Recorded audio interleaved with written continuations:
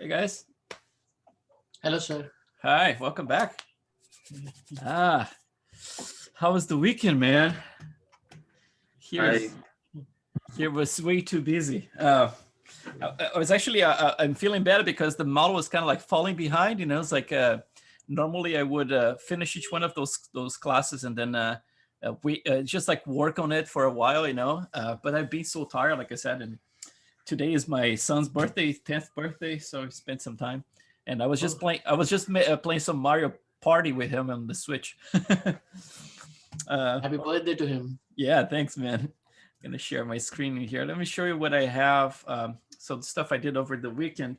So you see, like I blocked like a wig in there, but like the mustache, and I worked on the likeness quite a bit. I'm gonna show you this. Let me see if I can share it. It would be nice if I could share my whole screen.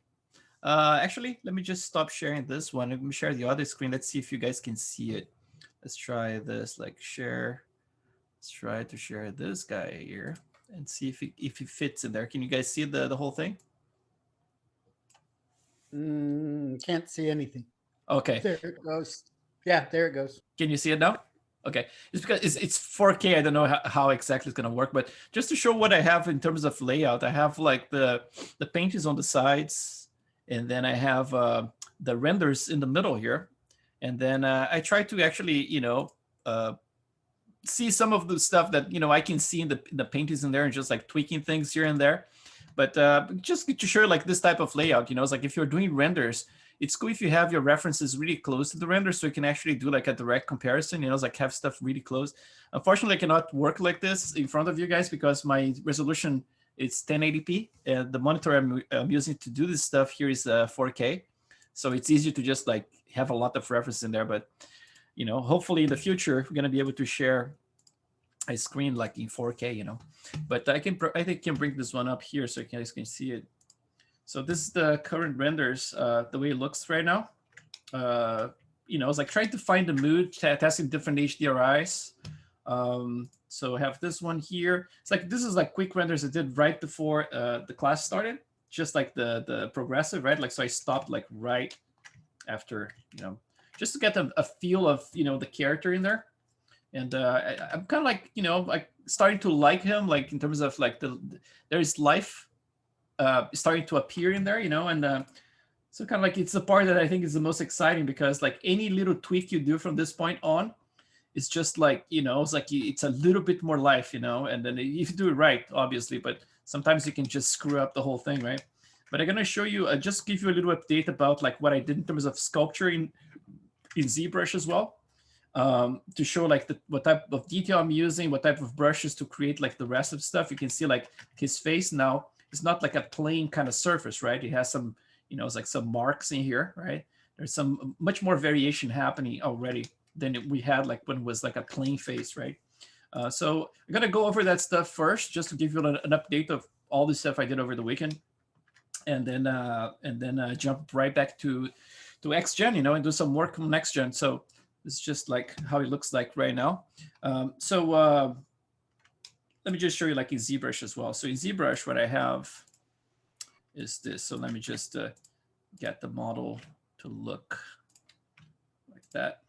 And I'm just gonna talk about like the brushes I'm using here and doing a couple of examples for you guys to see, so you're not left abandoned, right? While I'm having fun here. All right, so let's see this. And this one and this one. Actually, I was able to actually accommodate this whole chunk here in HD. So that means that the planning of the model is actually working nicely. So let's see, if I go HD here, let's see how many polygons I get. Getting around 43.7, which is really cool. So at this point here, if you look like from a distance, you can tell that the model, like the surface is not that smooth anymore, right? There are some more like not high frequency stuff, but like mid resolution stuff that's actually breaking up that super plasticky look at the skin, right? Like we have here, right? Super plain. There's nothing going on around here in this area.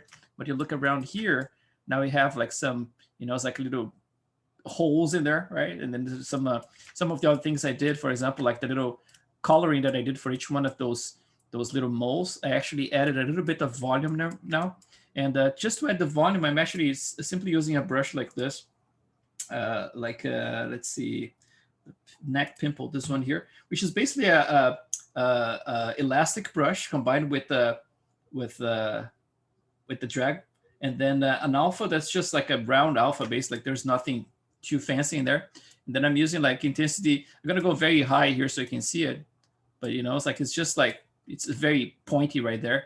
But if you go lower lower intensity, for example, 30, you can get something like this. So it's just like if I do like very big, let's see in the ear right here, right there, you can see like it's just a little pimple like that. So sometimes I do like a couple of times, like just multiple times like that to get the little pimple like that. So I'm actually going over those little dark spots and adding each one of to each one of them like a little bit of that. And then there are a couple of other things, for example, like some of those are what you're seeing here.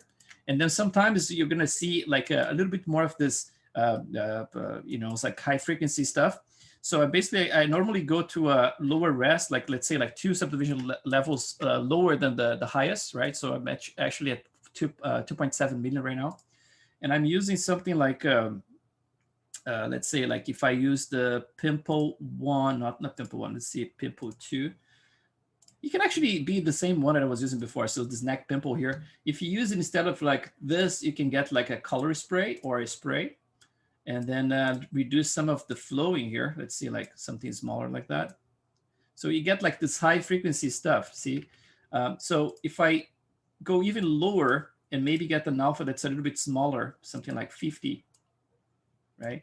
So now I can actually go and do like fast motion. It's gonna be dependent on the speed that you actually sculpting, okay? If I go very slow, you get stuff like this, right? Building up stuff very close to each other. But if I go very fast motion, you get this. It's like they are much more spread out, right? So you can actually reduce the intensity, something like 20, reverse to sub. And then if you do this, now you can get like those little dots that I did in there, right? So obviously you have to go like in a way that's not too strong. Otherwise it's gonna get like, you know, it's like too weird. So it's a combination of doing this a few times, like this, like going down first, and then you reverse it to add, and then you can go up just for this area here of the beard, you know, it's like just to get a little bit more of that irregularity. And then if you find like clusters, for example, if you go sub and you find like an area like this, you can go like over the same area a few times, just like to introduce some kind of like a cluster of, you know, it's like almost like a acne, right? So this is basically the same brush. It's just like an elastic brush used as a spray. And then when I need, I just switch back to drag rectangle. And then I can just use that to create like those very specific things, for example, like in the neck right here. So basically like pimple, you know, here, another one in there. So I go like different places and then different sizes and also intensity, right? So I can get something like that. And this area is not going to be visible around here, but you know, it's like kind of like one by one, just like dragging them like this. For the detail, let me talk about the detail on the sides here. Remember that I mentioned like I don't want you guys to be too concerned about like the pores on the sides of the face and stuff like that. So the way I solved that problem in there, obviously I still have like, you're gonna need like some more randomness, but remember our trusty elastic brush with that alpha combined to do like the directional stuff, right? That we did like everywhere. All this stuff is basically that, right? Doing very strong here, so you can see. So that's how I did like this whole side in here. So basically like even the ears, right? It's kind of like using a circular motion for that. So it's like going circles like this, just like smaller than what I'm doing here. Just I'm doing this way so you guys can see what I'm doing. So kind of like just like in circles, you know, it's like to kind of break up the surface.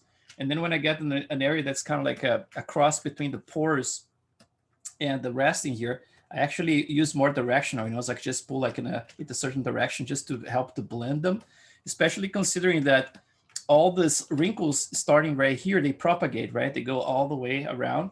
So I keep dragging them just to get like this direction, you know? So we're gonna see like this. It is stronger here so I can see it, something like that, you know? So I'm actually trying to propagate. So I'm going over the pores that we sculpted, but trying to introduce more direction. So same for this area here. Before it was too plain, right? So I kind of like overwritten the whole thing with those directional brushes in here. Same with this area here. But the whole intention here is to actually break up the surface enough, not only at the micro level like this, because that's the easy part, right? Just go over there. Oh, I sculpted some of the lips as well. I sculpted the upper lip. Similar to what I did, I mean, just to show you this. So basically, I would mark a specific area, like, you know, it's like if I wanted like something deeper like this, I would start with marking that area like this. Oh, let me get the brush, the right brush here. So for example, let's make another one here, something like that. And then another one right there. Try, actually, let's do this one a little bit more diagonal. I don't want to have like two parallel lines here. So something like that, some, you know, bifurcations sometimes, like some Y shapes in here or there, something like that. And then the in-betweens, I would do this. I would go back in subdivision level a couple of times, and I would switch to my clay build up and put an alpha, like a round one. It can be like 37 or something. And then right in between those guys here, I would build like a little pillow. So kind of like right in between them. I'm gonna make very strong so you can see it. Something like that.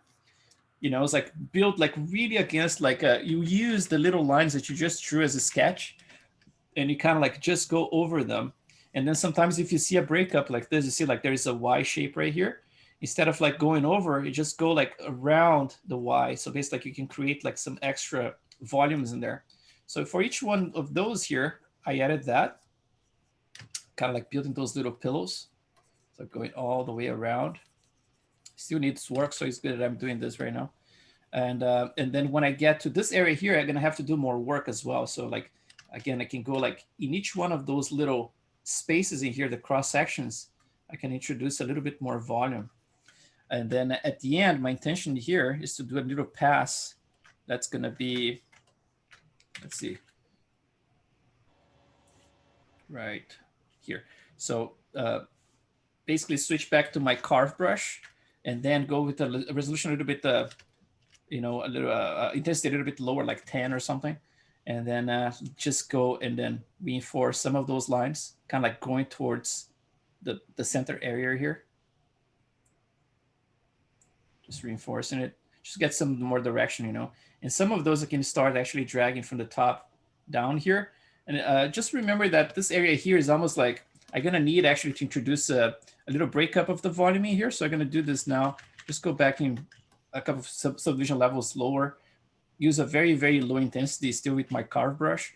I'm just gonna carve this area here a little bit just to separate those two areas.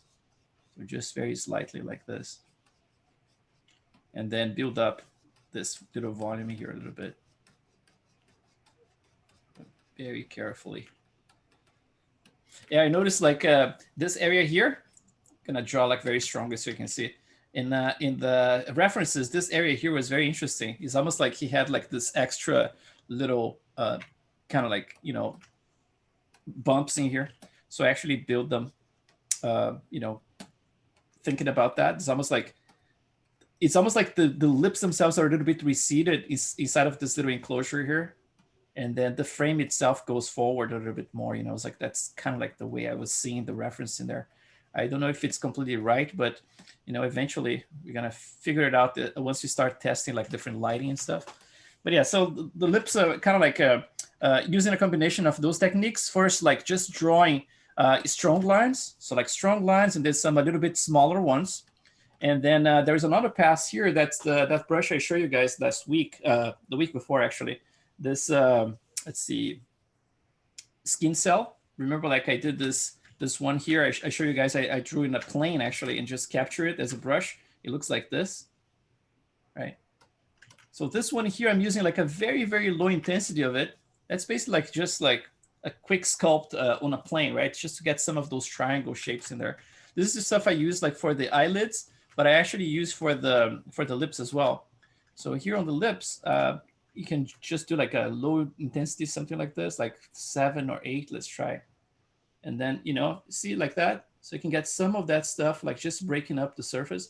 So all those guys here, down here, they are all the same, basically, like they use the same kind of pattern. I'm gonna do like symmetrically right here. Right there, just to break up a little bit that area, you know. But I mean, like, there's a lot of other details I can add. I mean, like, there's some lines that are crossing more, like in the topping here. I think I put a little bit more effort. than I did in the bottom. So there's plenty of room for improvement here for sure.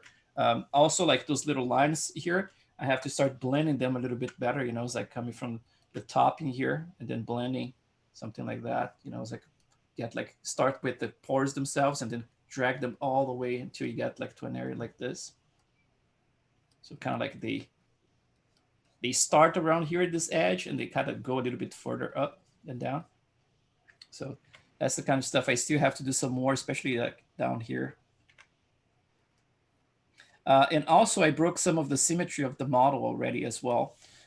So now that I had like the pores in place and everything, right? So the nose is a little bit more crooked to the side. One of the nostrils is slightly higher. One of the ears a little bit more open than the other one and a little higher. The lips got a little bit, it's very, very subtle so far. You know, it's like I'm just starting very, very slowly. And another thing I was concerned is to actually make sure that all those transitions are working a little bit better. So I started to actually carve some of this stuff a little bit more, you know, like get some of those lines combining with the pores around this area here a little bit more. And using a lot of that micro directional brush just to help to blend everything in. You see, like this is all the directionality one. And then some hand sculpting as well. Instead of like carving this area here, I'm actually using the reverse of the carving just to add some of those little lines kind of like going up instead of just down, instead of just carving, just adding some kind of like micro little lines. I added some of those pimples in there, same thing that I showed you guys before. I'm using an elastic brush, similar to this, right? And just like introducing some of those little bumps. I'm gonna do a bunch here so you can see, right? So this area here normally has a lot of those little guys. And it's the kind of stuff you're gonna see if you're doing like a render, like close-up renders, but you're probably not gonna see that much like from a distance. But when you do close-up, it's pretty cool because the subsurface really catches on them, you know, it's like, it looks pretty nice when you have like those little dots. And they kind of like spread around down here as well. When you get more to this area, it's good if you can do like create them kind of like in between the wrinkles so it doesn't look too random. So you can pick like areas like in between. So it's almost like it's a growth of the little cell that's, you know, forming that little wrinkle in there, the little in between form. So you can do that. So it kind of looks like they have some kind of like a logic behind, right? Instead of like just adding things randomly. And I think that's one of the reasons I try to avoid like using too much of like procedure stuff, right? Other than for the micro breakup, because I want to make sure that I have control over where things are instead of like just making things too random, you know? So it's good to have control.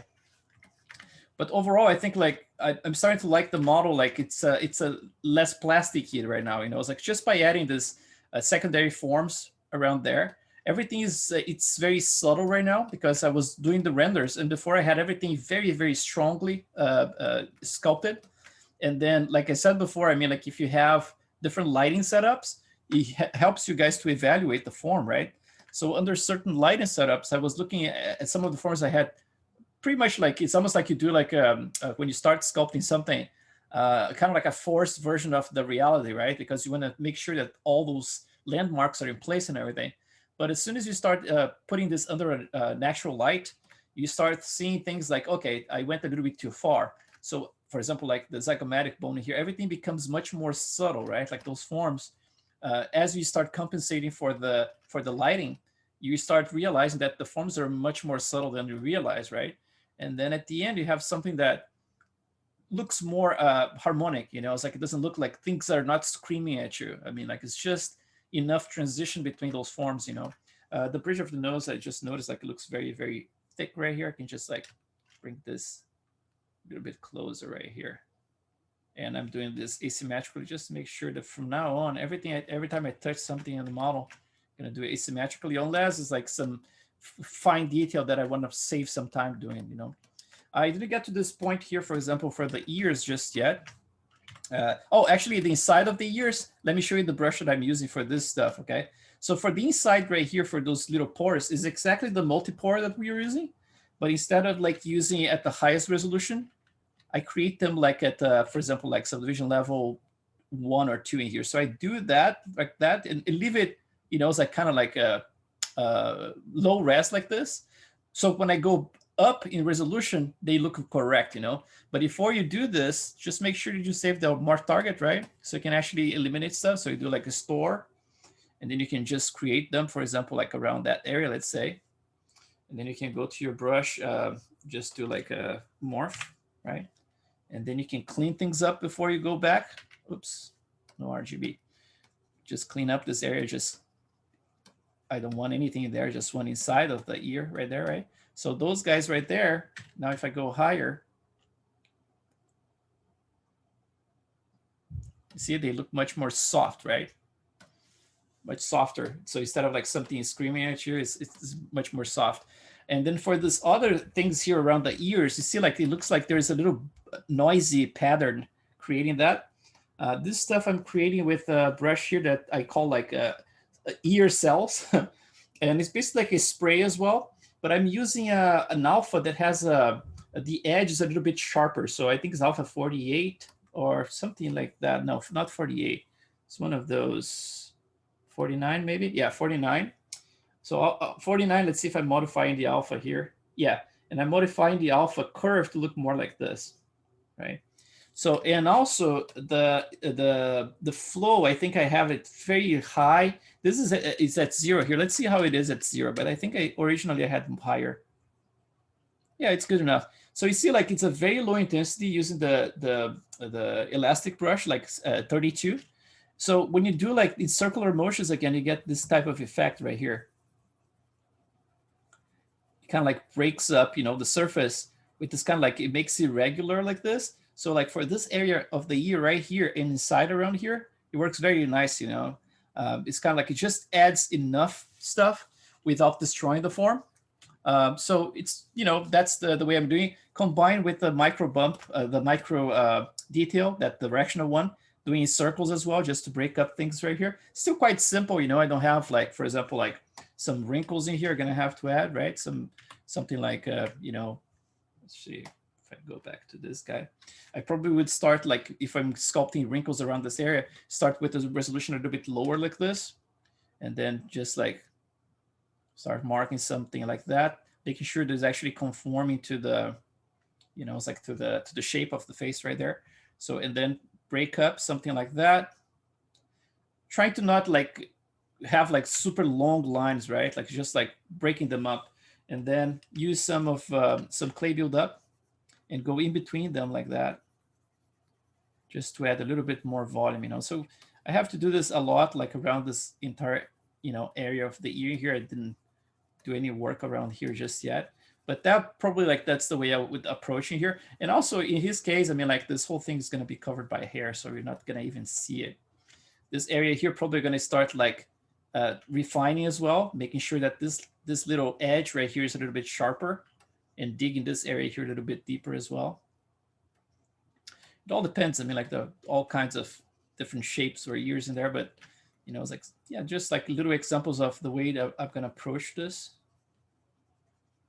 And then the last thing I want to show you, the sculpture here.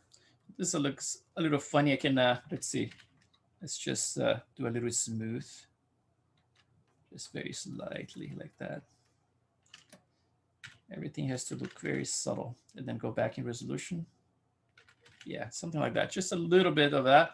But again, like probably he's not going to see that much in his case. Oh, look at that. I was doing like with symmetry, but because the model is asymmetrical now, right? Like I said. So I actually ended up like destroying that part right there. Not a problem. Let me just very quickly do a plastic surgery right here. Something like that. I'll deal with this later. See how it looks from here. Okay, got some problems there, but not a problem. I can fix it later. So for the neck, so far it's very simple. I'm not doing a lot yet, but in principle, it's again like it's a lot of the same. You know, it's like I'm gonna use the little skin random, right? Like the elastic one. And let's do it in an area that we don't have anything right here, for example.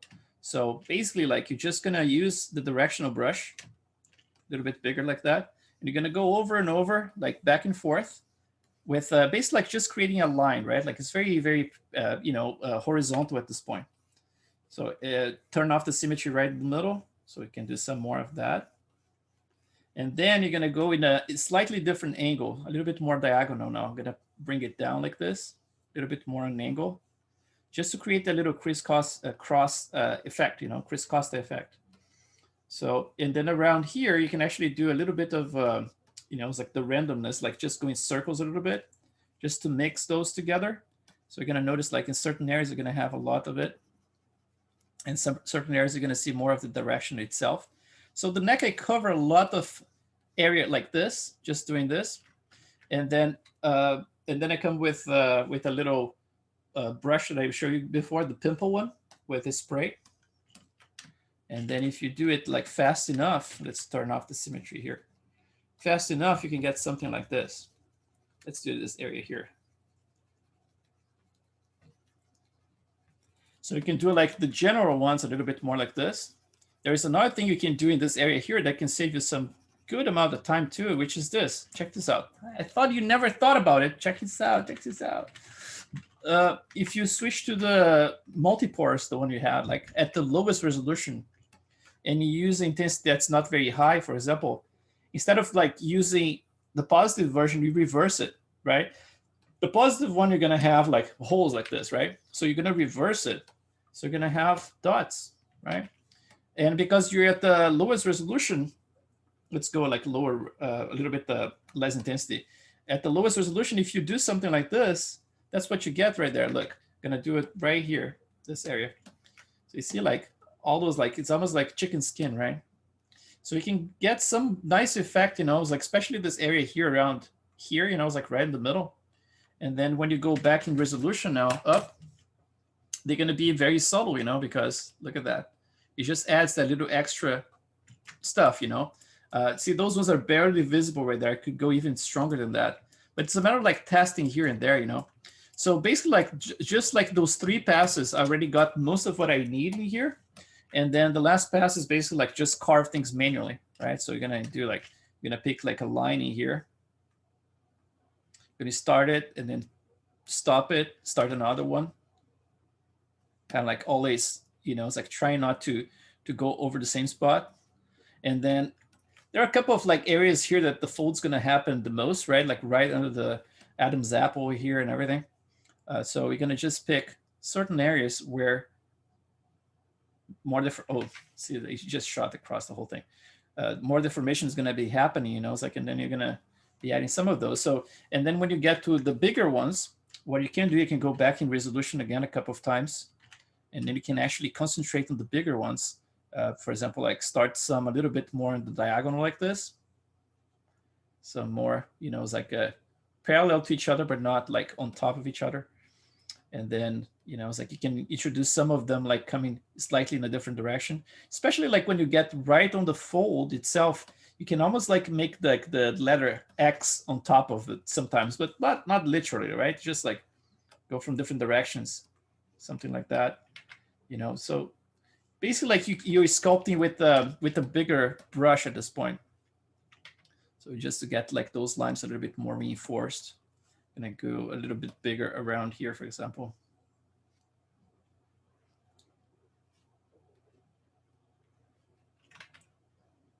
So just like, you know, those, what they did here, like 4 different passes, right? Was like the first, like the little random directional stuff. Then I used the little pimple brush. Then I used the, you know, the pour brush reversed. And then I did like the lines themselves. And then obviously like you can introduce like some very custom pimples using the same brush that we had before, the same neck pimple brush, but instead of a spray, using the direct drag rectangle, then you can just like introduce like some very specific ones, like, you know, where you need. So like some bigger ones, some here and there, something like that, like get something like that.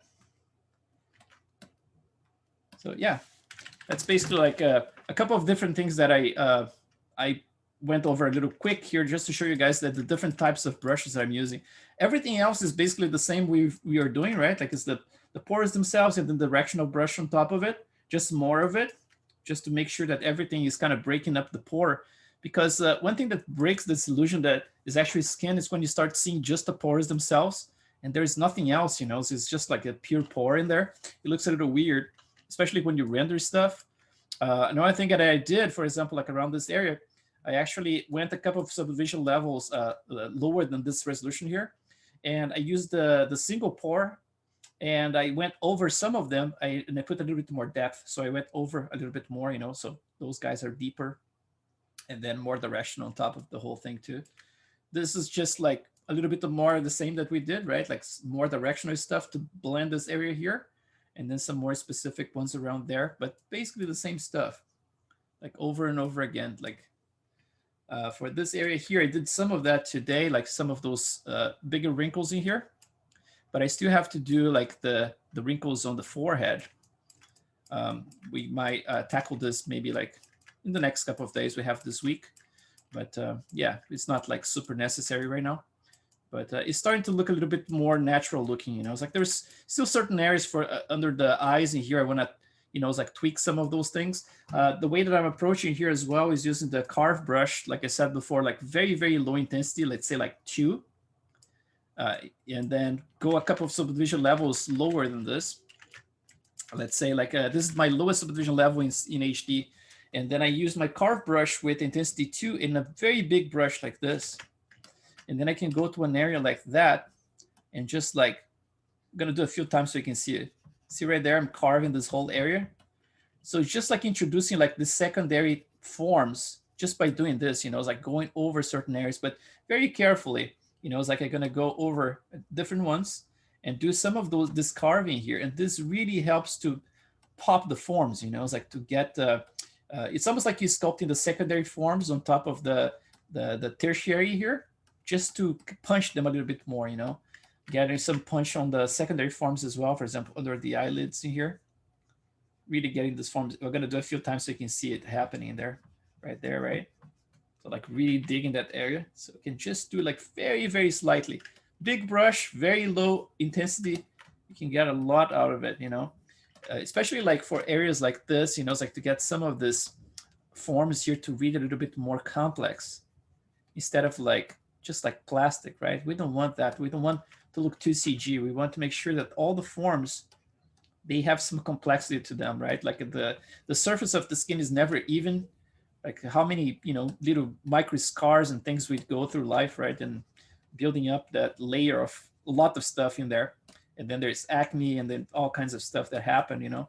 So it's kind of like it's like a moon surface almost, right? So it's like some people have a lot of irregularities in there in the face. In our case here, we're just going to be doing some of that, and this stuff we have to build like kind of slowly, you know. It's like you do some of it, don't go too crazy about it, just like do a few of those spots, like just like to reinforce those forms, render it and see if the render looks good, if it's enough pressure that you added, you know, enough variation that you added.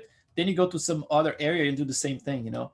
The worst thing is to actually go and do a full pass on the whole thing, and then you test it and it looks too strong, you know. I'm doing with a certain intensity here because I'm kind of used to it.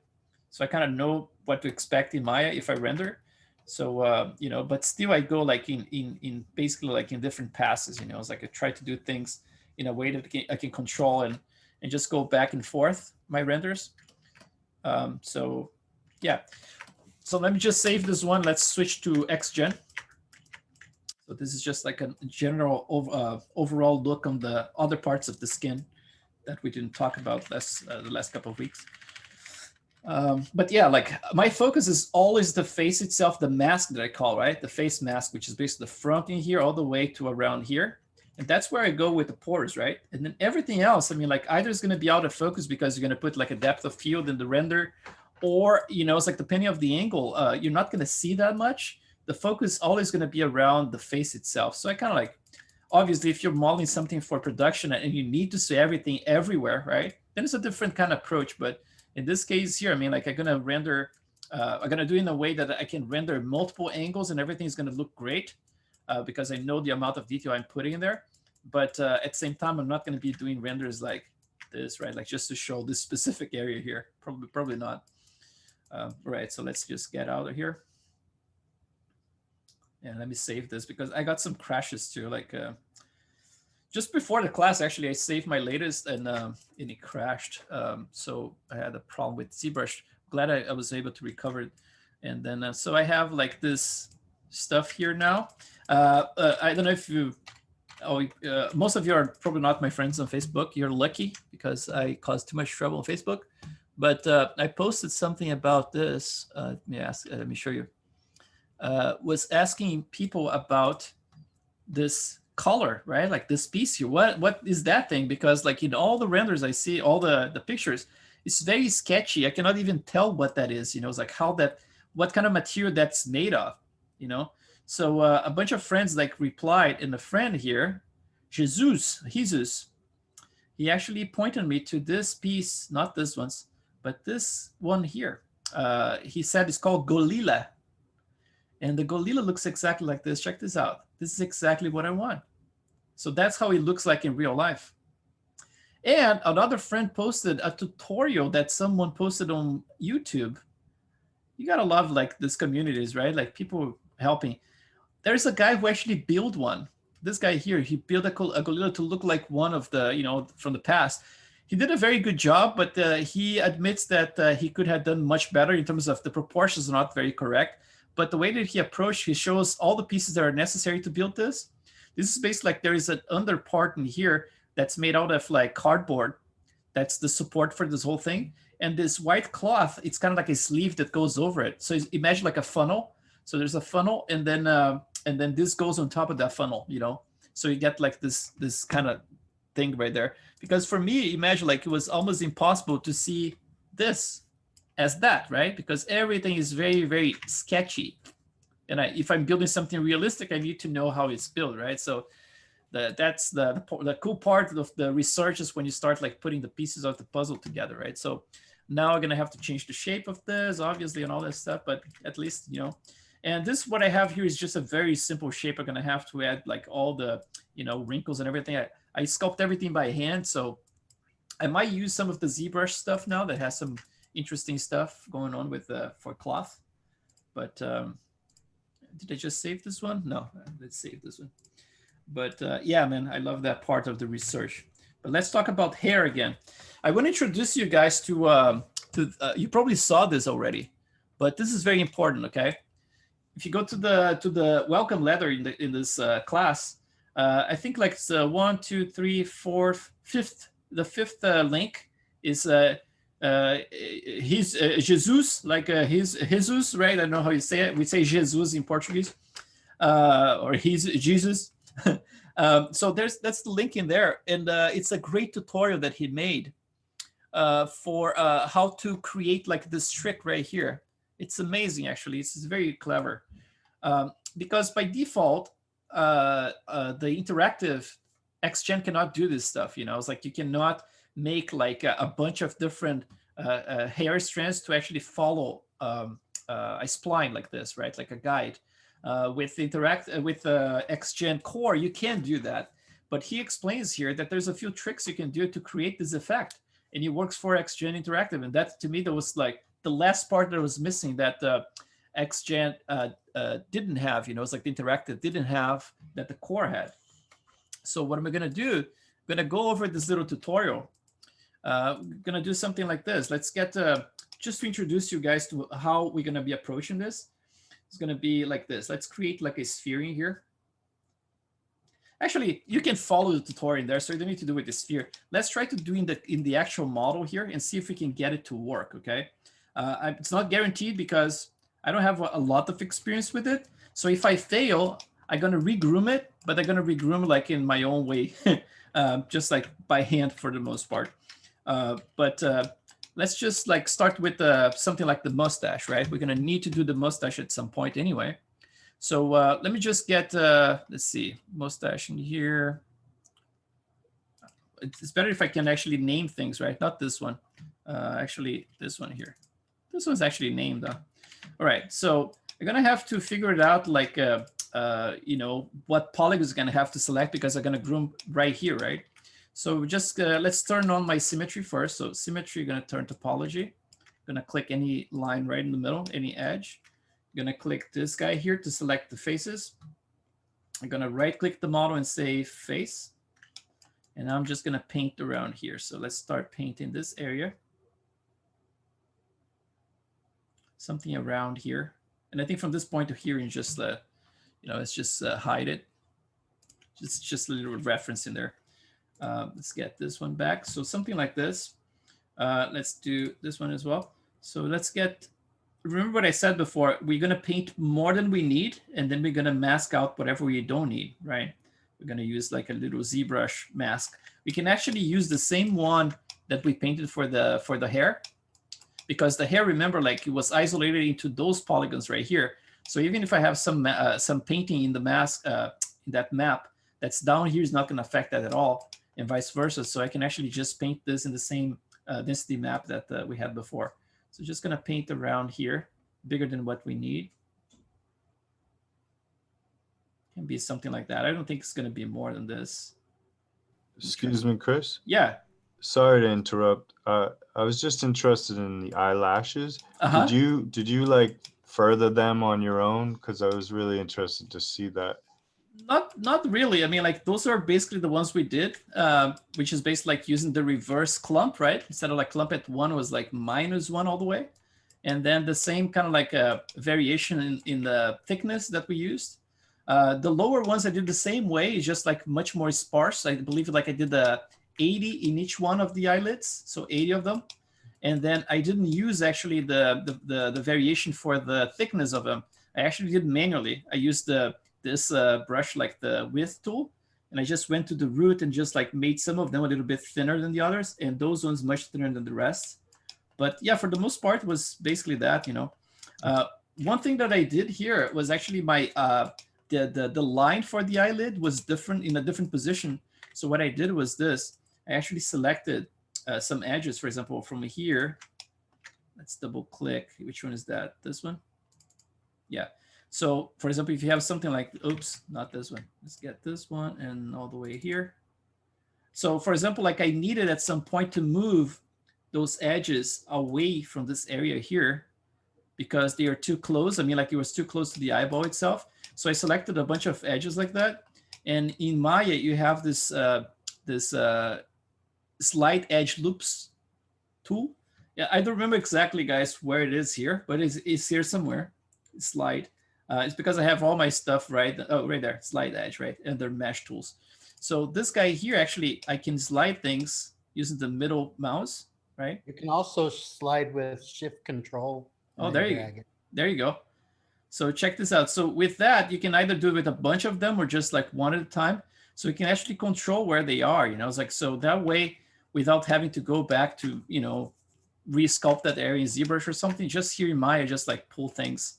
You know, it's like, but just make sure when you do any alteration here in Maya, that the first thing you do after you finish like this tweak, export this mesh as an OBJ back to ZBrush and re-import on top of your OBJ in there, you know, because you want to make sure that Maya and ZBrush are synchronized at all times, you know. It's like you don't want to create some, you know, stuff that's not synchronized. The eyebrows still look pretty bad. I mean, like it was just the stuff we did last week. I just played with a little bit of the thickness around here and added some more length in here. But like directional wise is like, it's pretty messy right now. It's like my plan to do some nicer work later. It's working for the purpose of feeling the shape of it. You know, it's like the thickness of it. It kind of like looks like it's going to work. But in terms of like polishing the whole thing, you're definitely going to need a lot of love in there. So I'm going to keep that one in mind. So let's go back in here. So face, I have like a big area for the mustache in here. Obviously, you don't need all this, but we're going to mask it, right? So let's do let's create something here. Let's do a create. And I don't know exactly how many hair strands you're going to have. I always try to go like by deduction, you know, it's like just for comparison, for example, like for the scalp, right? Like the whole hair, you're going to have, I think like, I believe it's like 150,000 hairs. So it's almost like you have to kind of like plan like a little sample of that, you know, it's like, so for this area here, I don't know, it would be like maybe 10,000, probably like too much if it's 10,000, maybe 5,000, especially like in his case. I mean, like I look at his mustache, it looks kind of sparse, you know, I look from this like that, it looks a little sparse. It doesn't look like he has a super thick mustache, you know, it's like he has the shape and everything, but although this one, he was younger, probably as an older guy, he got more beard. At least that's what happened with me. You know, So let's try to start with, let's say, 3000. Maybe it's too much, but I show you guys how to tweak that if it's too much. So let's do a description here. Let's see, mustache or question. My kids love that joke. Length, it doesn't matter, right? I'm gonna just do it longer so we can see actually what's happening there. But and then the width scale, let's start with the 0.01. 64 to start. If we don't have enough control for the curves and curls and everything, we can do 128, but I can just rebuild it. So let's just create it like this, like maybe like 150. Let's see how many you get, like 2,600. Okay, let's try that. Yeah, seems like it's a good number actually, and not terrible. Okay, so he has this weird mustache right now. We're gonna need a mask, right? So let's go back to ZBrush and let's do this right now. Let's bring this mustache as a reference. So this guy right here, gonna select it right here. This is my this is my tool where I do like all the HD geometry, right? And this is a tool where I do all the maps. So they're kind of parallel in there. So this is still the old model. It changed quite a lot. Let's see, like this is the previous pass. Now I'm curious to see how it compares with the next one, with the latest one.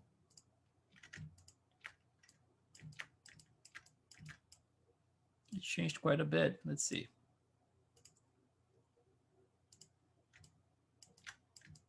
Yeah, much more polished, especially lips. This area here. Yeah, I like the proportions better. Yeah, always good to see like the before and after. If I keep going back, like the beginning of the whole project, I mean, like it was very different too.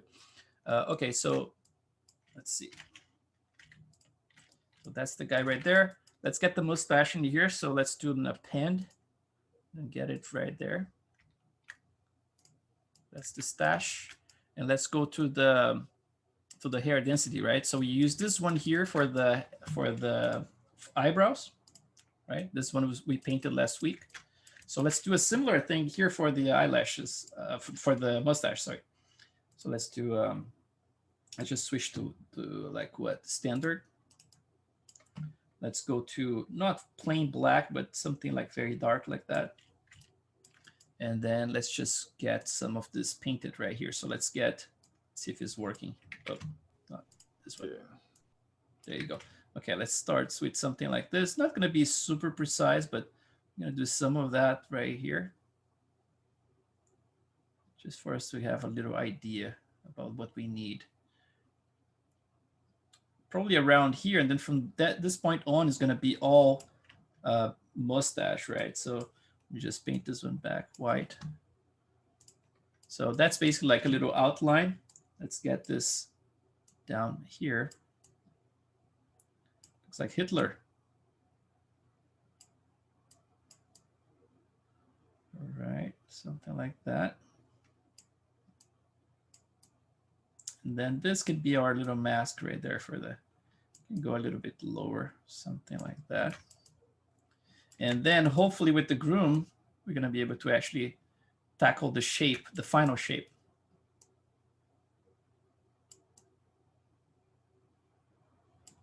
If it's a little bit too close to the lips in here, I don't want to grow anything too close to the lips. Need a little buffer in there. There you go. And then here as well, I don't want to grow anything around there. So if we have something like this, let's save this one as our new. Looks funny. All right. Let's just rename this one. Rename the subtool hair density 3. And then let's just export this one. It should be a fast export. No displacement texture. And then let's do 4K and no switch morph target. Right here, source images, hair density 3. Okay. I didn't have a lot of gradient in there. It's pretty much like plain right there. So let's see how it plays out. Maybe we're gonna need a little adjustment, but hopefully not. Okay, 18 seconds, not too bad. So let's check around here. So for the eyebrows, right? When you went to the eyebrows before, remember like we went all the way to where it says _ base, right? and we had our density mask in there, right? So that's the one right here, right? So that's what basically what we're going to be doing with this guy right here. You can use the same thing. This one, I can either rename it to the new one or just keep the way it is. But I mean, like potentially what I can do to save some memory is to actually plug the same map to both of those descriptions, you know, use the same map for both of them. And probably that's what I'm going to do at the end. But for now, let's just keep the way it is. Let's do it like a new one in here. So the density map, actually, I'm going to use that one because that one already has the alpha tweaks that we did, remember, like to make sure that the eyebrows are working correctly. So just going to expand this one here, and I'm going to switch it to the new one. Hair density was 2 before, now it's 3. That's the new one. It should affect almost nothing right there, right? But it's basically the same map we're going to be using for the mustache. So let's just get this guy right here. Let's get my hypershade. And I'm going to go graph. So it says eyebrows right there. Actually, it's the node that I need. So if I just click eyebrows and I go, instead of like graph materials, I can just say input and output connections. So now it shows that one. So hair density 3 right there. So what I can do now, I can just select this mustache right here. And then for the hair density, I can just like drag it. Actually, let me just click this one, input and output. Let's see if I can do it. Graph, input and output. Well, that's the one. Okay. Let's see if it has everything I need though. It has to have like all the adjustments we did for the color balance before. Yeah, it's all there, right? So I can plug the exact same map right into this guy here. So click with the mid mouse button and then drag into density mask. And that's it, right? So we got the mustache in place right now, which is great. A little bit better than it was before.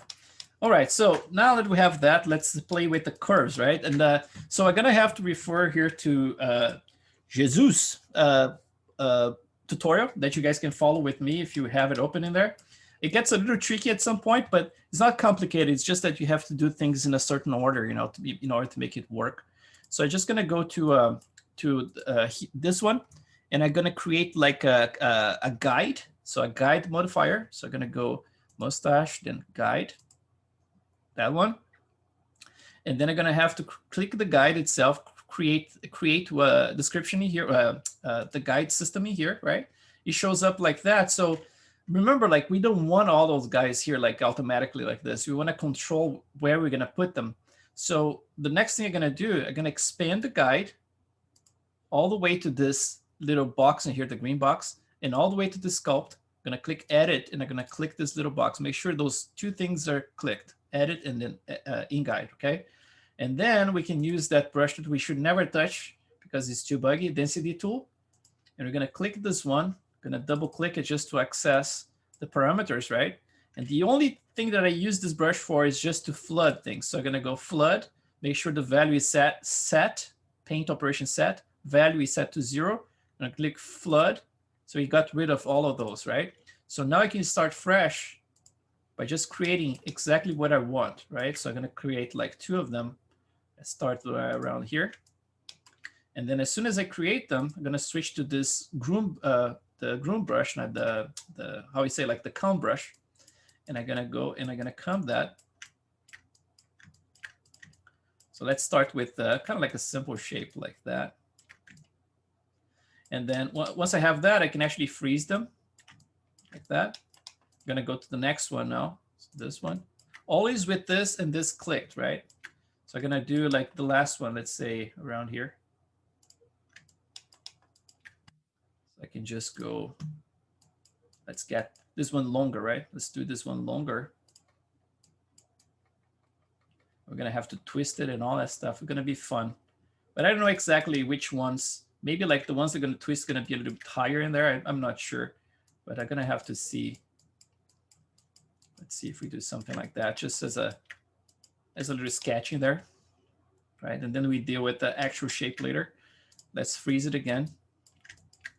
Go to this one again. I'm gonna create some in-betweens in here.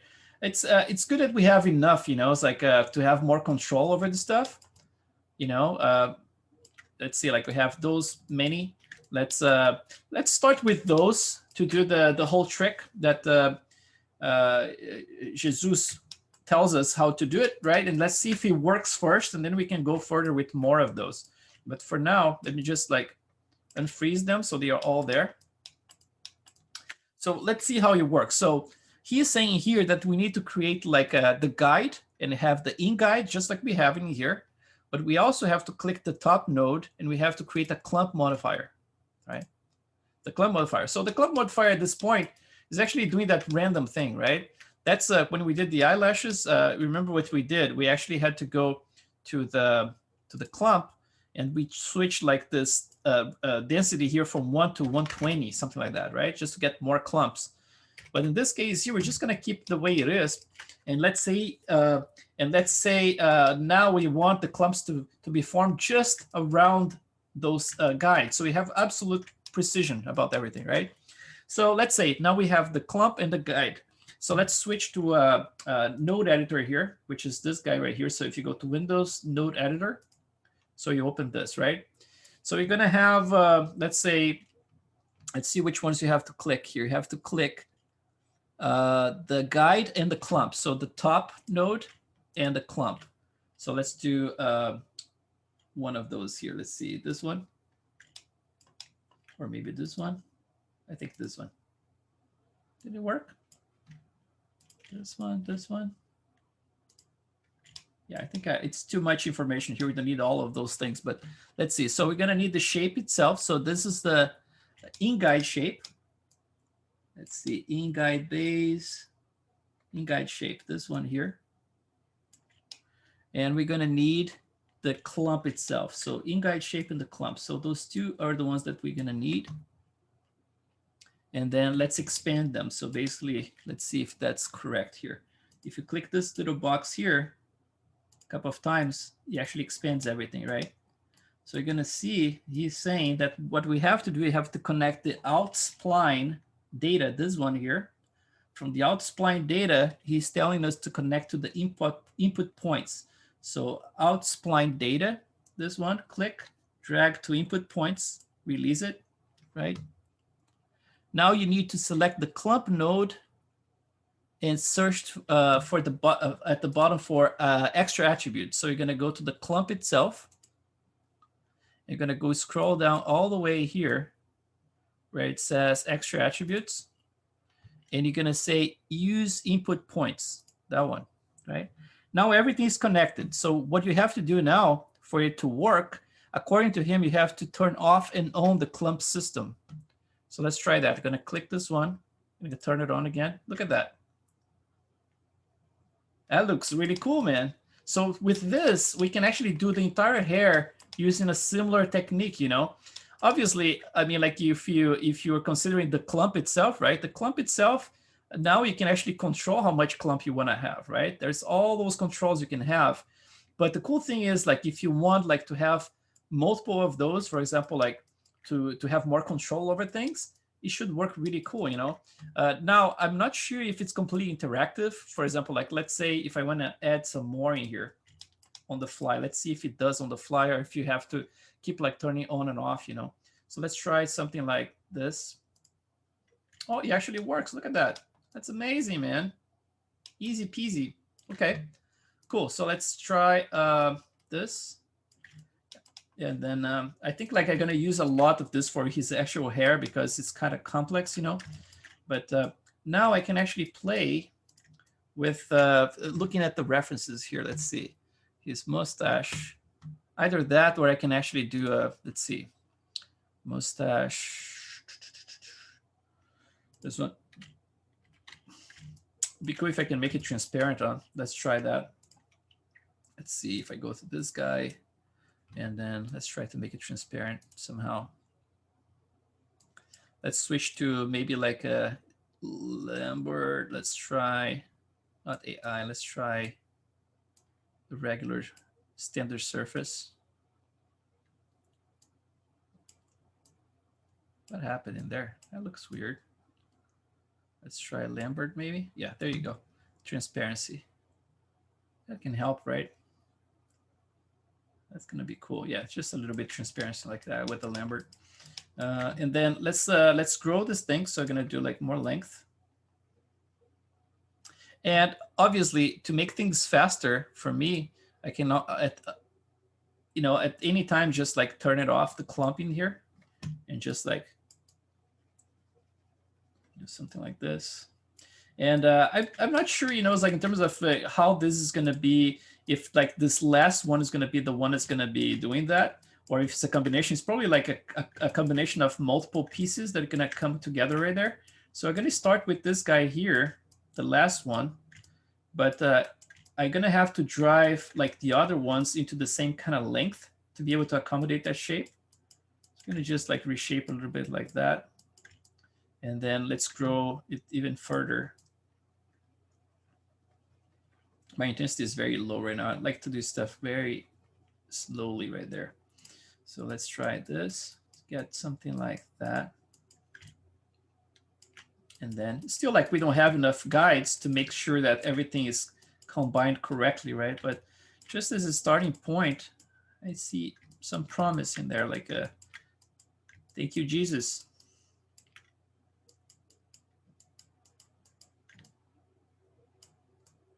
Yeah, he's great, man. He just got a job at ILM, actually. He was at NPC. And he's such a helpful guy. He was the guy who actually discovered the term today for the piece for the neck. He said like, oh, that's what you're looking for. And he pointed me, a couple of links. He really was the guy who actually gave me the direction for that. So he's super helpful, man. Very nice dude. He has some awesome tutorials on YouTube if you want to follow him. Any questions, dude, about like hair and stuff, like concerned to XGen? I know nothing about XGen compared to that guy. Like I'm a newbie. Can you is his name, is it in that link? Yeah. Mm-hmm. All right. Thank you. Yeah, follow him, and like he is really good. Very helpful dude. There's I don't remember what's the name of the group. There was a group on Facebook. I can check it out for you guys. But he's always in that group. It's like a grooming group in there, like, and he gives like all kinds of advice about grooming all the time. Is Jesus something like? Yeah, Jesus. Yep. Jesus is it Fernandez? What's his name? Yeah, I believe he's from Colombia. For Colombia, right? Yeah. No. Yeah, I follow him for a while now. Let's I see. think he's from Costa Rica. It's Costa Rica. Yeah. Let's I think see. the Facebook group's called CG Grooming Artists. Oh yeah, that's right. So let's see, CG Grooming Artists, right? CG Grooming Artists. Yeah, they have like 7,000 in the group right now, and there's actually another guy who is really good with grooming. Is Michael Cauchy, and he's also in that group. They both share stuff in there. So yeah, take a look. It's a CG Grooming Artist group. If you have like any questions, it's like I'm probably like they're more likely to be able to help you guys with like tricky questions about XGen than I am. But yeah. So you see, like slowly you can start like actually getting those forms in there. It's basically like at this point it's going to be sculpting work, right? You're going to have to sculpt the hair into place. So that's going to be, it's going to take a little while. I mean, like I think I'm going to jump to something else. I'm going to kind of keep it blocked. I'm going to do a little bit more work. So your guys, I'm going to at least like show you guys some of the modifiers I'm planning to add here just to help me out, and how to, let's get this one out a little bit, because the hair normally goes out and then to the front like this, and then start curving it like around there.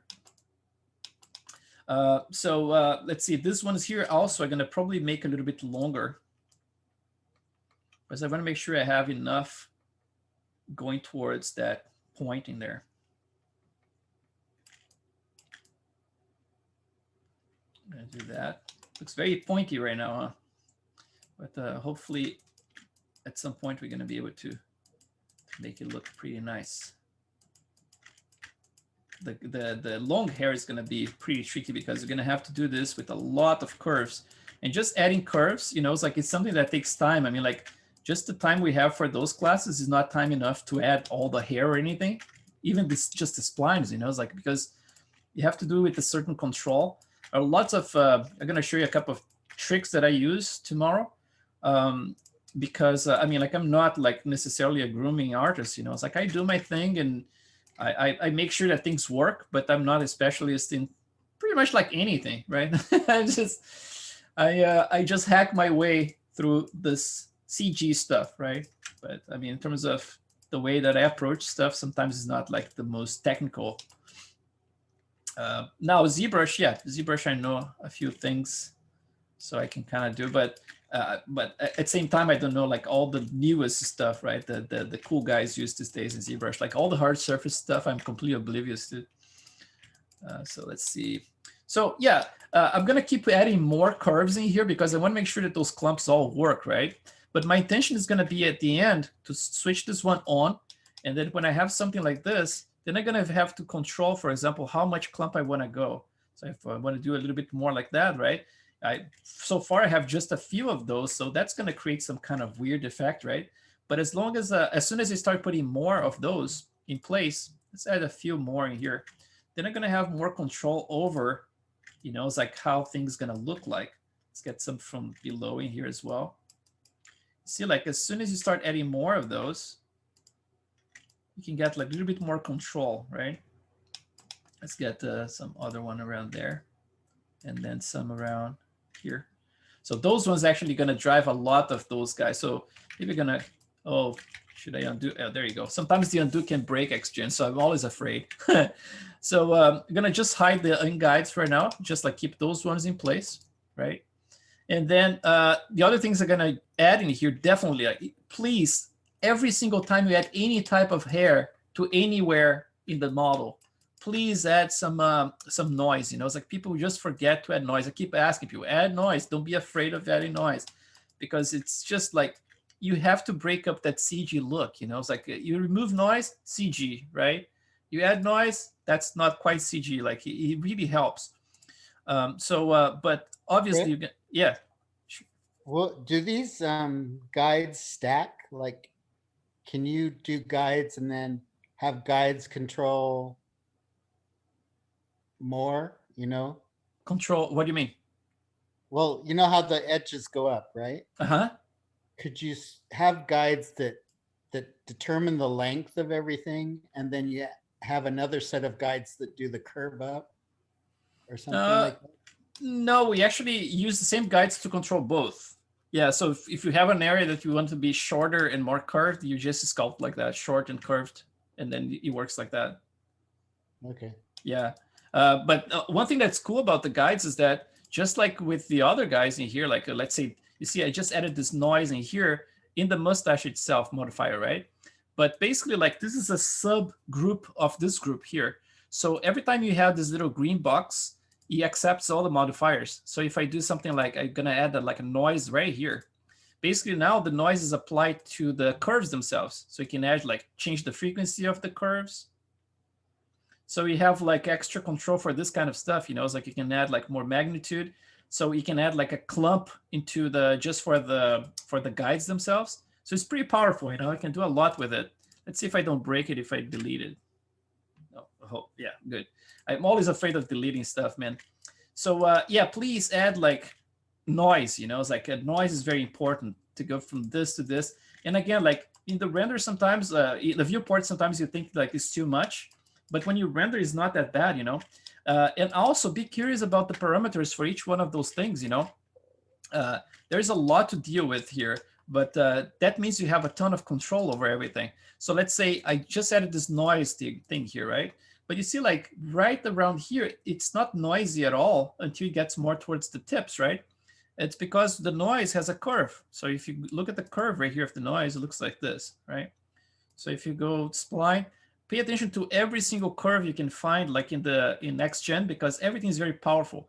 Don't ever change like the root position, because you see what's gonna happen right here. The root's gonna break it. Check this out, right? So it's getting like those wacky things in here. So keep the root always in place, but you can start the noise earlier. So for example, right here, see the noise starts earlier now, instead of like starting just around here, right? It goes like this, ease in to the noise.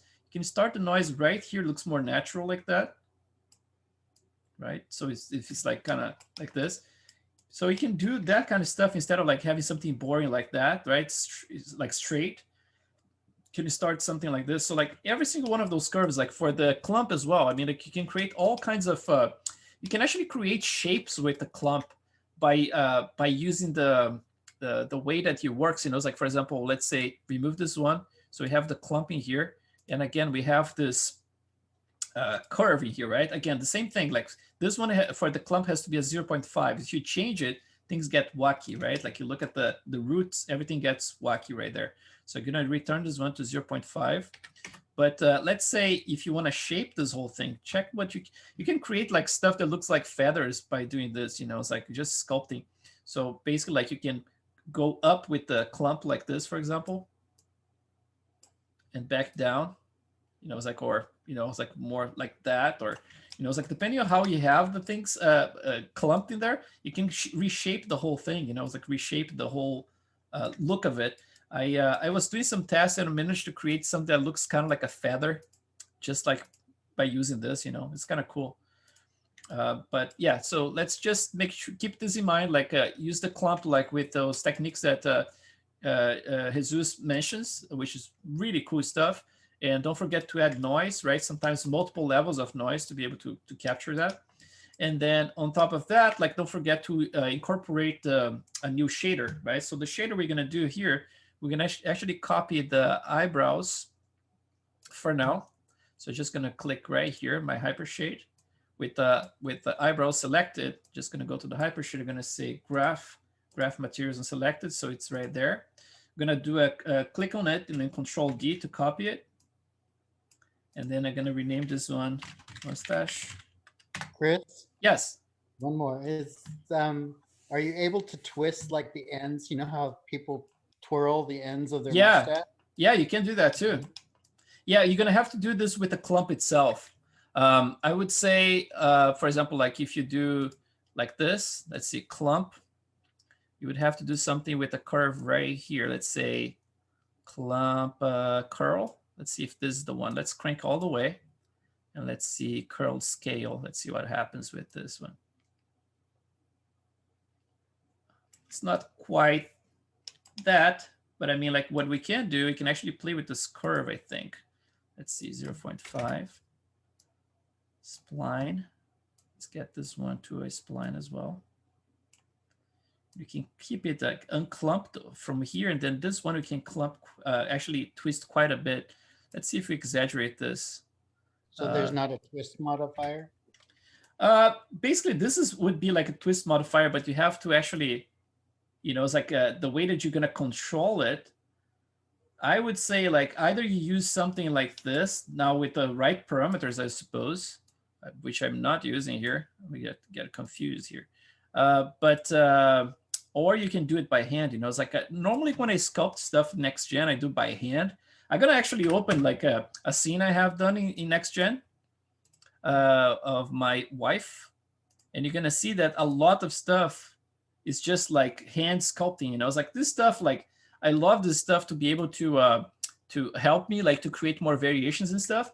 But when I want like absolute control, I do everything by hand. So that means, for example, like if I have like something like this, I would actually create like the spirals by hand in here. You know, obviously like with the clump brush, you can find here. I'm not sure like which one does it, but there is a, I don't know if it's the Orient or there's something here that does it.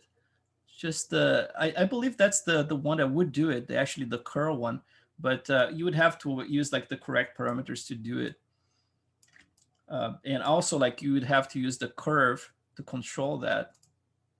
So basically like just the tips, right, would be something like that. But then, yeah, I mean, like either you can create like a separate set just for that specific thing, or like basically like sculpting by hand, you know, it's like what I do with my models for the most part is that I use the modifiers like to give me like a nice base. And then from that point on, I just like go completely freehand in sculpting, you know, it's like I just select like, let's say like at the end, when you have everything in place in here, you have something similar like this, right? you can do this. You can just like turn everything on. Actually, this one, let's see, noise off. Turn off the guide. And nothing stops you from doing this. Check this out. So if you do create a mask, let's to turn off my symmetry. Something like that. So like if everything is lost, you cannot control stuff using guides or anything, right? You can always do this. You just like select, whoops. Why is it not selecting? What? Weird. Let me try this with, let's create a modifier in here. Let's try to do add a modifier and then a sculpt modifier, and this one should work. Let's see, turn this one on.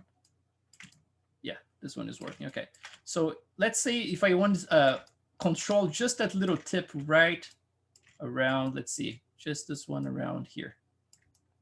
So once you have this stuff like kind of like sketched already, you know everything is working as you want, you can actually sculpt this one manually. So we create just like a sculpt layer, and you can come with this guy here, for example, symmetry off. And then you can just like, okay, I'm gonna reshape this, and I'm gonna actually add a little twisted tip right here, right? The tip, kind of like a Salvador Dali kind of thing, right? You can do all kinds of stuff, you know, it's like with XGen. You can actually, you know, look at that. You can actually tiny little control over like a tiny little curve like that, right? Same from this angle here. So this kind of stuff, you know, it's like you can do by freehand sculpting with XGen, you know. It's like I love this part of the process because we are not actually sculpting anything or doing anything for production in terms of animation at this point. So anything you do here, like freehand, all this stuff here works great, you know. It's like and then you add back your noise in there, you know. It's like if it's too much, obviously you can just, you know, reduce some of the noise in here. So let's say magnitude. But, you know, it's like you can do multiple layers of noise as well. But yeah, I mean, but this stuff here, I mean, like I can just turn on and off anytime I want, right? And so like for my wife, when I sculpted her, most of the hair, you're going to see like it was a very simple blocking of the hair. And most of the hair was completely hand sculpted like this. I would select like little strands like I just did right here, and then sculpt it and go back to the next one, you know. So yeah, it's so flexible, man. There's so many ways to do the same thing. So it's always a matter of like, okay, how we're gonna approach this, you know. It's like I don't think we have like a modifier to specifically. Uh-oh, what happened? I saw it like an error in there. I hope if I save it, it doesn't destroy my XGen. Let me see. Oh man, here you go, here you go. Let's just save this. Before I save it, I'm just gonna assign a shader in here actually. So I just duplicated the eyebrows and I renamed mustache, right? So I'm gonna just assign to the mustache. But what I'm going to do here is that sometimes when you try to assign straight away to this node in here, you get some error, right? So the first thing I'm going to do, I'm going to prevent that error by clicking, like, go to the last tab in here, which it says like hair physical shader, which is the Maya self-assigned one. I'm going to click on it. I'm going to click select. I'm going to delete it. So now it's black, right? So I'm going to select the mustache. I'm going to go to my mustache here, right click, assign, and now it's back in there. So now we have the right shader assigned to it, right? At this point here, I mean, like it's very, very simple stuff. We didn't do a lot of like fancy, you know, it's like basically what I have to do to control, I'm gonna have to get like some of those guides clumped together. So this one is gonna have to attach to that one. Those one's gonna have to come together with that one. You can do that by using this little guy here, which is the clump tool, right? So that it works by proximity. So if I click this one and I just go, for example, let's turn off the noise and let's turn off this one as well. So if I want to clump those last two ones right there, you can do this. So I can just, let's get this two here. I want to clump them together. So just go to this little guy and you just say, uh-oh, something broke in there, man. Oh, shoot. Something really broke. I touched it and it exploded. Oh man, at this point here, it got into that unstable point, you know, like of XGen. I'm forcing too much here. My luck, man. I'm gonna have to turn it off for, you know, like probably reopen. Yeah, yeah, it broke just by using that one in there. So yeah, good to know. Good to know. Yeah, there's a possibility it can break. But okay, I'm gonna have to resculpt a little bit of that. It's not terrible, not terrible loss, but you know, let me save this and reopen it just to make sure that other stuff is not broken. That's what I was saying in terms of you know, XGen is it's beautiful, man. It's like it's so powerful and everything, but so freaking buggy. That's just like it's a minefield, you know. It's like, oh, see, like object does not exist. So I'm kind of afraid of this whole thing here at this point. Let's see what happens. Let's see if we get lucky going back to Maya, but fingers crossed. Let's try. That happens sometimes when you're doing undos, you know. It's like you just add, like, let's say, like a modifier to your XGen, and then you do some work on it, and it's like, oh, you know what? I don't like this modifier. Let me just delete it. And then delete, and then something like that happens, you know, stuff pops out of place, and then it gets very unstable. So every time you see something weird, like you're gonna see in red, like some text in red down there in my status, telling you something there that something cannot be found or something, you know, it's like some weird message. Just save whatever you have and then reopen it, you know. Now, there's a chance that at that point, everything is already corrupted. So if you can keep saving more often, you know, it's like a thing that I didn't do. I should be saving a little bit more often, but let's hope for the best. Let's see if it works. Yeah, this technique that Jesus mentions, I mean, like, it seems like it's kind of like a workaround, you know, it's like replugging things, but knowing how the node system in Maya, it's very buggy sometimes. I wouldn't be surprised if, you know, something got a little, well, it seems like everything popped back to the correct place now, before that weird crash that we had. Remember when I tried to use this guy, everything went a little bit out of place. This one came back correctly now. That's good. That's good. Okay, so I'm not gonna even touch it anymore at this point. This one is saved, so we saved the mustache today, so that's a good day, right? Let's just turn off my guide, this one. And then let's go and do some other stuff now, some more of the fun stuff. So let's do like peach fuzz, and then I think we have time for peach fuzz and maybe like some. Let's start with the simplest one, which is like the nose hair. That should be fast. Let's hide all my hair in here so this is not slow for us to work with. So we're gonna do the same deal here. I'm gonna select the face, and I'm gonna do like symmetry on topology. Click this one. And now just get this little guy here. And you can paint inside in here, or you can use something like go to your UVs. So if you did your UVs correctly, you should have something like this. You know, it's like this is basically like inside of the nostrils right there. So let's try to select everything. You're probably gonna get more than I need. Let's see. But then we can just like deselect whatever is not needed. So you got like most of what I need in there, and I don't need some of this area right here. So I can just go back in here, use B, and then middle click just to change the size. And then I'm just gonna click Control and eliminate this area around here, something like that. It has to be close enough.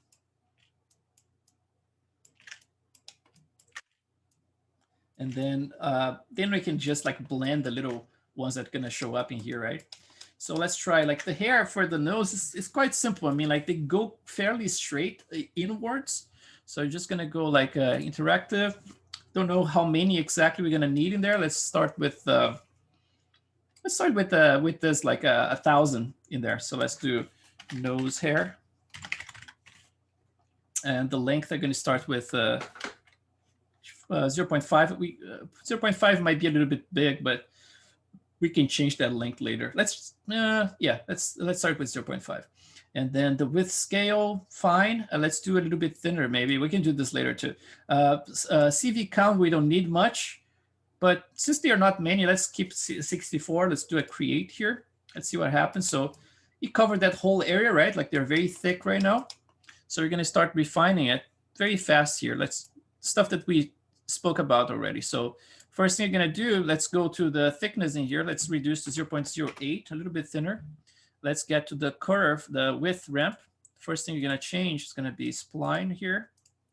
spline for this guy right here too. Let's bring it down. Right, so something like that.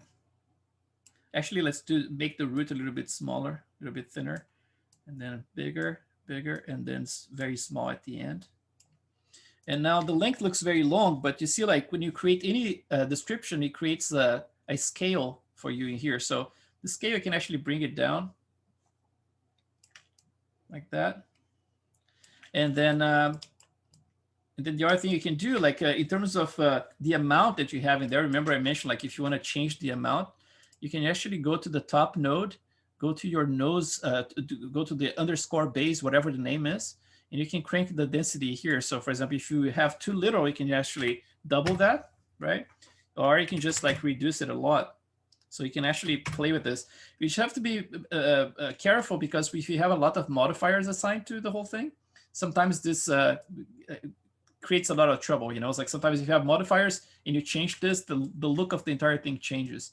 So let's start with 1.5 in here. Let's see if this is okay. And then maybe a little bit smaller overall. Try something like that. And our good and trusty how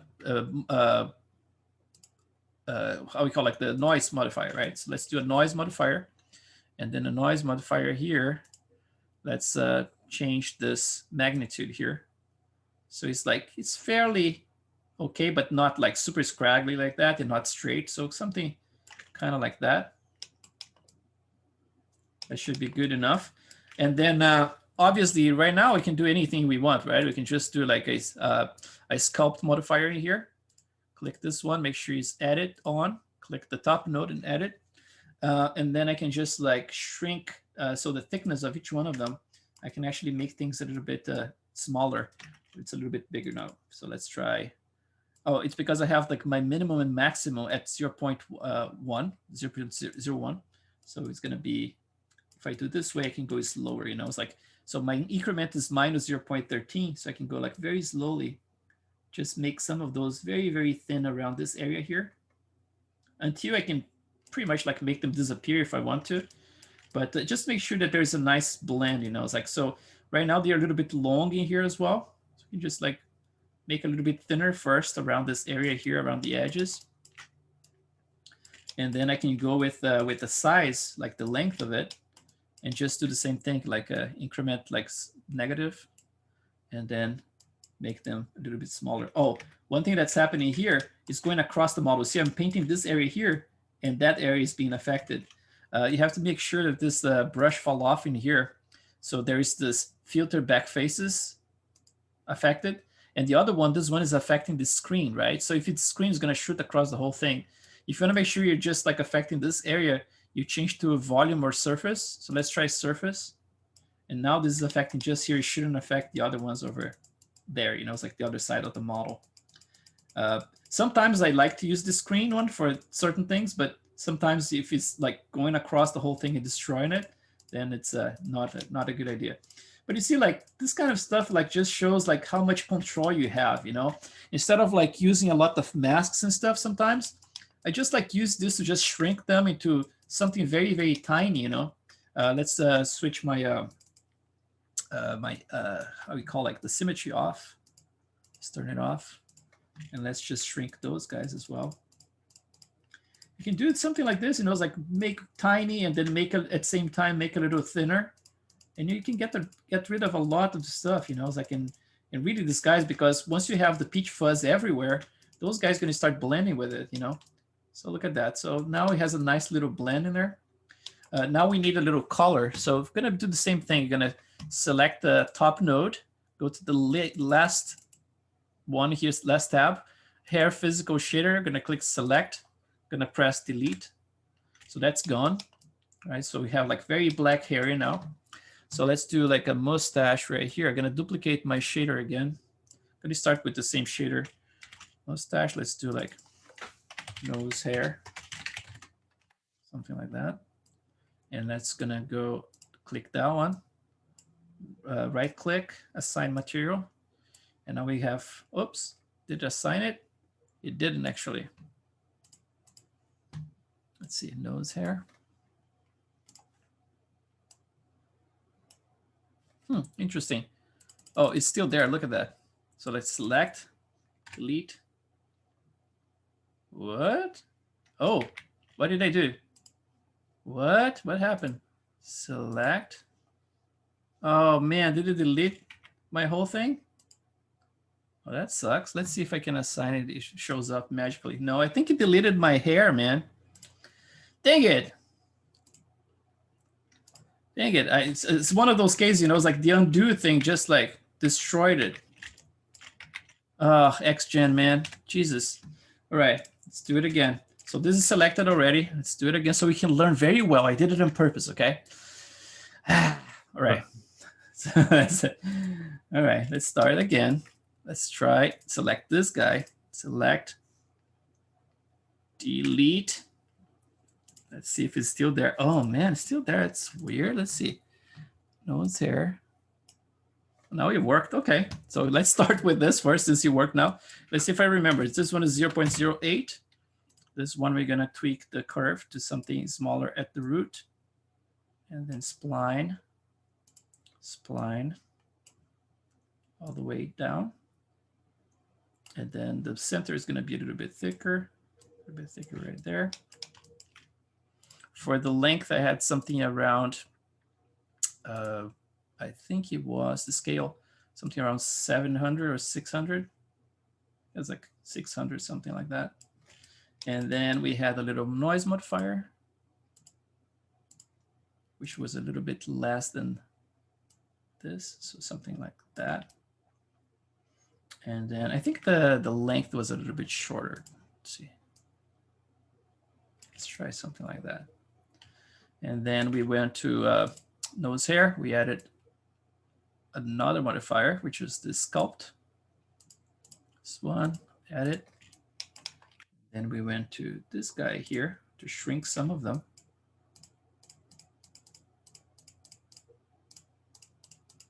Something like that.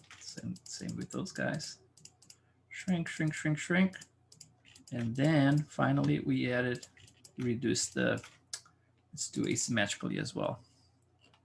Let's do symmetry off. Interesting, it's off. Why is it showing on? Okay. Oh, not this one, this one. Oh, this is the same problem we have the other time. Remember, like the width. Oh no, actually shows up correctly now. Okay, so let's do this. Just make them thinner, so they look a little bit more delicate around this area here. You can actually blend with peach fuzz that we should do next.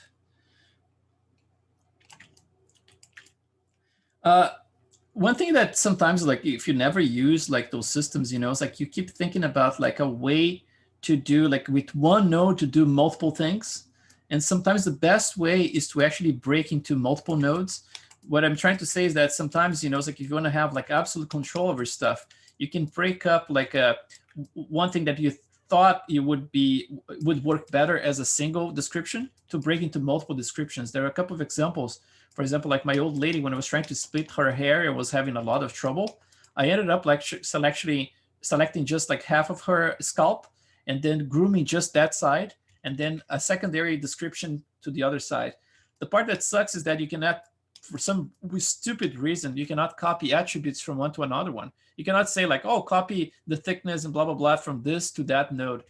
It's, you know, it was never implemented. Like very, very simple stuff, never implemented.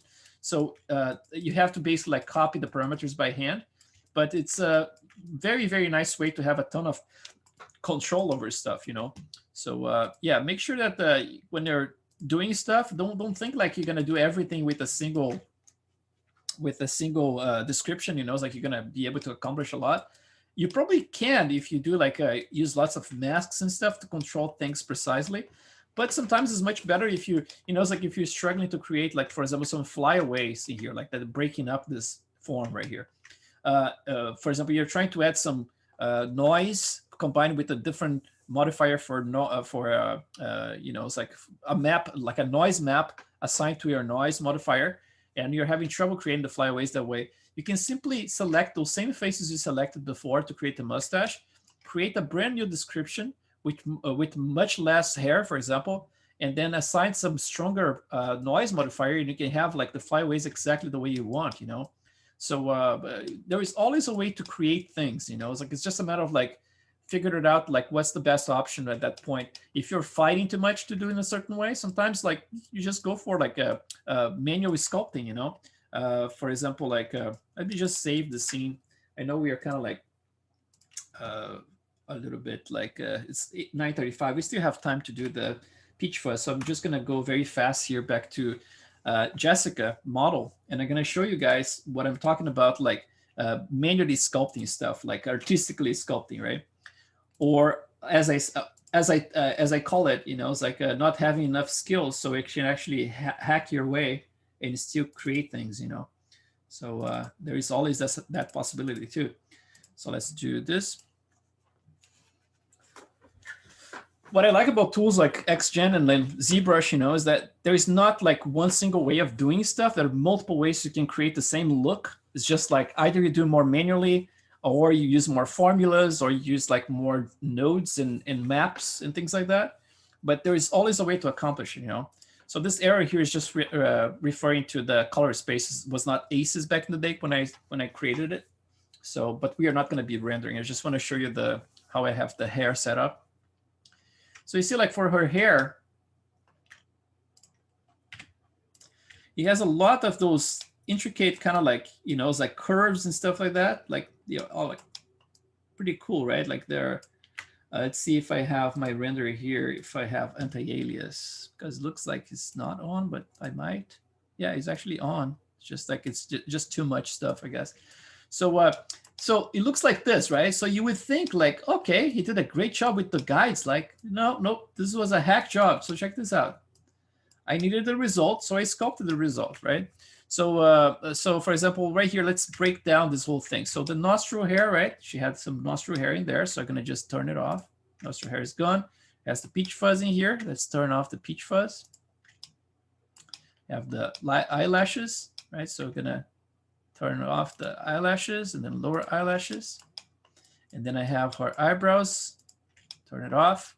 And then the main hair. So the main hair is a bunch of stuff. You see like those flyaways, like far away from the hair, right? I love that stuff. I mean, that's basically what I expect to see in hair, you know, it's like, you know, like the CG stuff that's just like, it's just like a plain thing that, you know, doesn't have any randomness to it. I like to see stuff that's pretty far from the hair like that.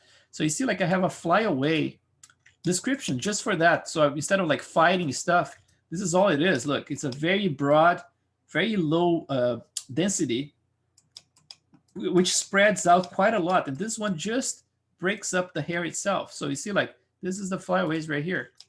And then for the hair itself, I have plenty of noise. So let's turn off a couple of those things. You're gonna be surprised how the original one looked like if everything works in here. So I'm gonna turn off the noise. So like the first noise, see like it's gonna, this one is actually breaking up things further. So if I turn it off like that, the second noise, there's a third noise. So this is the CG hair I'm talking about. Like every other CG model you see like has a hair like this, you know, it's like, it's way too perfect. Yeah, so basically like I try to incorporate like multiple layers of noise and flyaways and everything to try to prevent that look, you know. So don't be shy about using noise. So there's this sculpt node in here. So check this out, what's gonna happen if I turn off this sculpt. This is without the noise, right? Without the noise passes. Look how even things are here. So if I turn off the sculpt, look at that. That's the first pass right here. Things got a little bit sculpted by hand right there, pulling things up. Then the second pass right here. Look how simple it was. And then there's a third one here. And then there are the guides, right? So hair starts like that. Then I add the guides. So the guides give me something, but at the same time, the guides sometimes don't respect like this middle area here and make the hair shoot down like this. You can try to prevent this by painting a mask, which I did, but sometimes not even with the mask it works. So the hair is shooting from the top in there across the model and ending up right here. So it's basically like if you do like a wireframe, it's kind of hard to see because it's so heavy. But basically the hair goes inside of her body right here. Like it's all hair, right? So what I did, I actually selected some of them using the freeze tool. And slowly I would pull all this stuff out. So like this already has some cleanup of that area. So I pulled stuff with one sculpt brush, sculpt layer. The second one is the one I actually did all the work selecting things manually, right? So I would select, for example, like an area like, let's get sculpt. Select an area like this, for example. Let's see, this one. Deselect that, deselect that. Let's get even smaller, something like this, you know. So if I wanted to change that one, I would just go to my comb brush. I would turn this one here, invert frozen select, right? And then I would change the size of my brush. And would just go over there. Oh, that's slow, man. Something this scene for some reason is very slow right now. But basically, like each one of those, it wasn't this slow before though. I was actually modifying like this and creating my own little clumps manually like this, you know? So I did a lot of this stuff here, all manually like this. You saw like how simple it was before, right? Like just, it was this. And then this is the redesign, and then another sculpt layer to get more volumes separate, and then noise, and then more noise, and then more noise, and then eyebrows, eyelashes, peach fuzz, everything else, flyaways. So yeah, it's like, it's a very artistic tool, you know? It's like, it's just a matter of like, are you willing to put the work? Because to me, I don't see this differently from sculpting, you know? It's like, it's just sculpting hair, basically. Just like you're trying to create the likeness of the hair by sculpting things, you know? So with that new trick from Jesus, I think a lot of those things would be easier for me. I would just have to have enough guides to make sure that each one of them would conform to those, right? So we would have to have a ton of guides in there, but at least would make my life much easier to control things. That's what the people using the XGen core have available, you know? It's like they can actually control things by using guides. And now with the interactive, if you have the little trick in there, we're going to be able to do something similar. But even if it doesn't work, right, that's what you can do. You can select things by hand and sculpt everything by hand, you know. So that's just an example in there. There is always a way. So as long as... Can you make the head a collision object? What's that? Can you make the head a collision object? A collision object? I'm telling you, man, you know, when it comes like to this, the way that I sculpt stuff, I'm sculpting for stills, right? I'm not concerned about the collisions. I think collisions would be something like for animation, would have to be very concerned about, you know, like all those nodes that I sculpt like this, you know, but I don't think we have. I think like someone asked that question a couple of days ago, I think like in that CG Groom artist group, and someone mentioned like that would be really taxing for the CPU to calculate all the, you know, that kind of stuff, like preventing penetration. Someone actually posted a close-up showing like some hair penetrating each other, and it's like, man, like that's what it is, you know. We don't create any collision with that node. But yeah, I'm pretty sure there's a way, you know, it's like to prevent, but it's probably gonna have to have like a simulation or something. Like it's gonna be really, really taxing for your CPU. Chris sir? Yeah.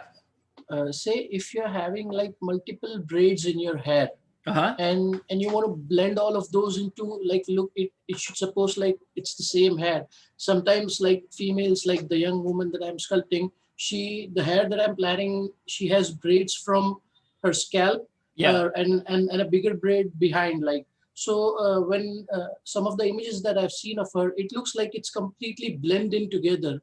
So how would you approach that? Completely. What do you mean by completely blending together? Like she has a braid over here from a scalp from here and from here, and when all of the three they made behind together, it looks like complete blend in hair. That's how she looks. I would have to look at the image, but I would probably approach like the braids as a separate description. Like for each one of the braids, I would create a different description to have control over that, and then find a way to actually make sure that the guides flow in the same direction to the point that you can actually blend things together visually, you know.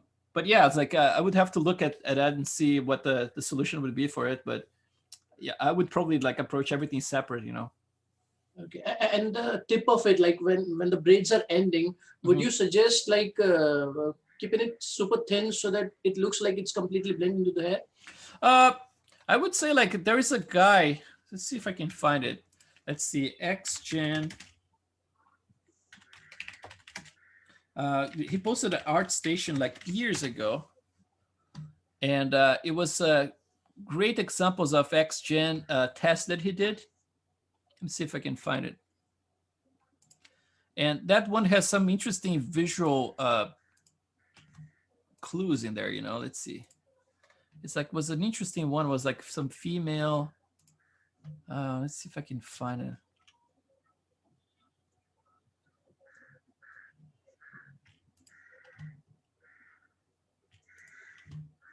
Let's see. Oh, that's not it at all. Yeah, I always like to watch like how people do it, like you know, it's like how they set up like the guides. So I would look like, because this guy, man, he had a lot of braids, you know. Let's see, XGen. He was like really good at creating that stuff. Let's see.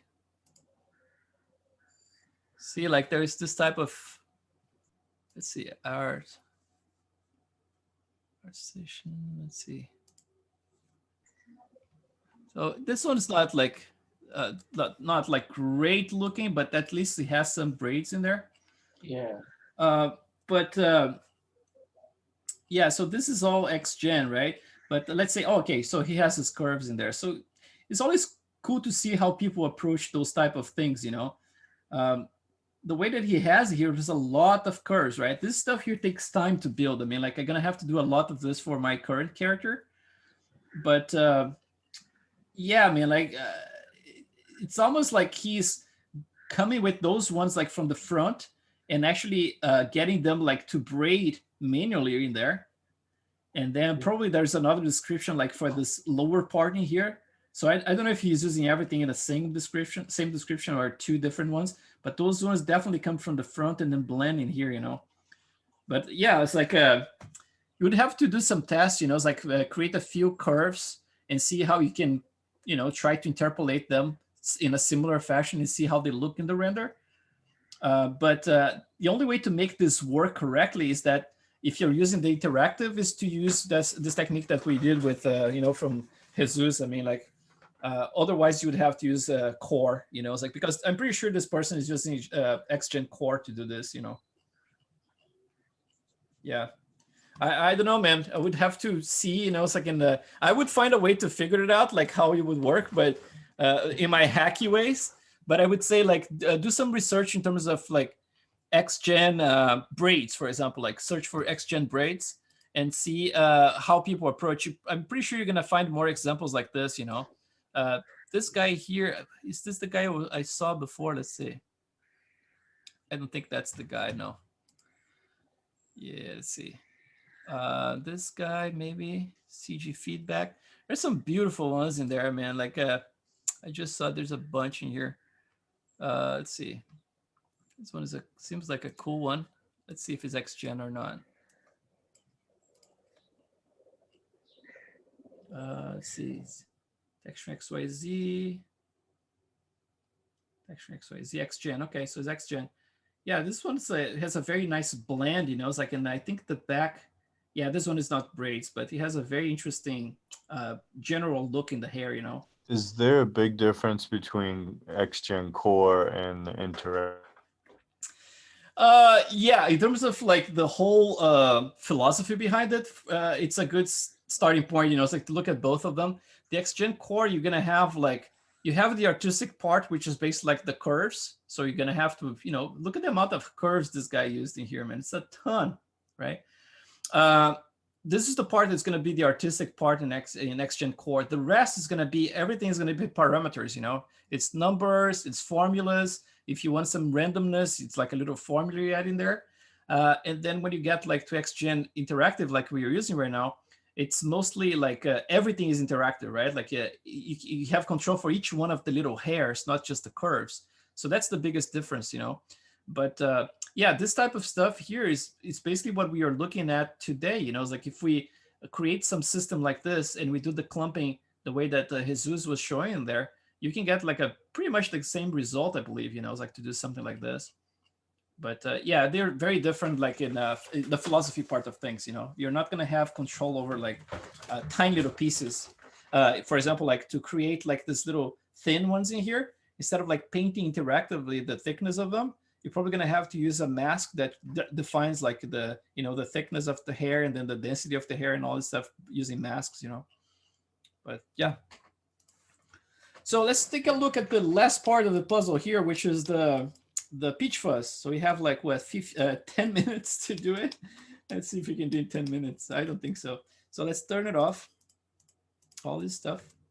And then let's see first like where we're gonna need the peach fuzz to be assigned, right? We don't want any peach fuzz inside of the eyes, right? We don't want anything around this area here in the inside of the eyelids. We don't need anything inside of the nose. We don't need anything on the lips or inside of the mouth, and we don't need anything around the, you know, it's like inside of the ears, right? We don't need anything, for example, like underneath this area here. So let's see. How can we select this thing a little bit faster? Best way for me, if you have like a decent UV layout, you can actually do this from here, right? So if I click UV, if I select something like this, let's say what we have from here, we have this area, double click, this area, this. If it's under the shirt, I mean, I didn't have to do this, but I'm adding to the whole thing. And then around here, I can even select some of those areas in there. Let's try this one here as well. Yeah, my UVs are already pretty much like made for this, you know. I kind of thought about that. So basically, like what I'm not selecting here, let's see, the ears are going to have to do manually. What I'm not selecting is basically like inside of the mouth, right, the pocket, or lips, or inside of the pockets of the eyes, right? But then now that I selected everything, all the UVs, I can press Control F11. It transforms everything into faces, right? And now I can tweak it by using this guy here. So symmetry, let's do by topology again. Click this one here. And then let's just select, I'm gonna add some peach fuzz around here as well. So not a ton, but you know, I'm gonna show you guys, I'm gonna create like actually multiple descriptions for the peach fuzz. Instead of like just using one, I'm gonna create like two, basically. Like one's gonna be for the general peach fuzz, and the other one's gonna be for the more specific areas. For example, like ears, like this edge of the ear here, normally see more fuzz in there. And then, and also the tip of the nose, you see like plenty of fuzz in that area and around the lips as well. So I think we're going to be doing another description just for those specific areas. So let's try to clean up just this little inside here. Oh, shoot. What did I do? Right there. And let's get those guys out here too. Let's clean up. Let's see, something around here is fine. Okay, so now I have that. Let's see if we have everything clean here. Looks good. I can add a little bit of peach fuzz just to cover that area before the blend to the nostril hair. Can go inside a little bit. Doesn't matter if it merges a little bit. So basically, that's what I'm gonna be grooming my peach fuzz. Now, peach fuzz is something tricky, right? We can find information about the number of hairs you have in the scalp, like 150,000. But you cannot find information about how many, you know, peach fuzz, like a vellus hair we have in the face. But it's a very, very high number, you know. So at this point here, I'm going to start with the lower number, which is like 285,000. It's probably not enough, but we're going to start with that. Okay, so let's do like the length. Let's keep 5. It's going to be very, very furry. But the CV count, we're going to keep very low. Let's do like a 10. So let's do like the width scale. Let's keep like thick for now. We're going to adjust it. So let's do it. This one is going to be vellus hair. So that's basically the peach fuzz. I'm going to create, it's going to look like a werewolf, right? Werewolf like that.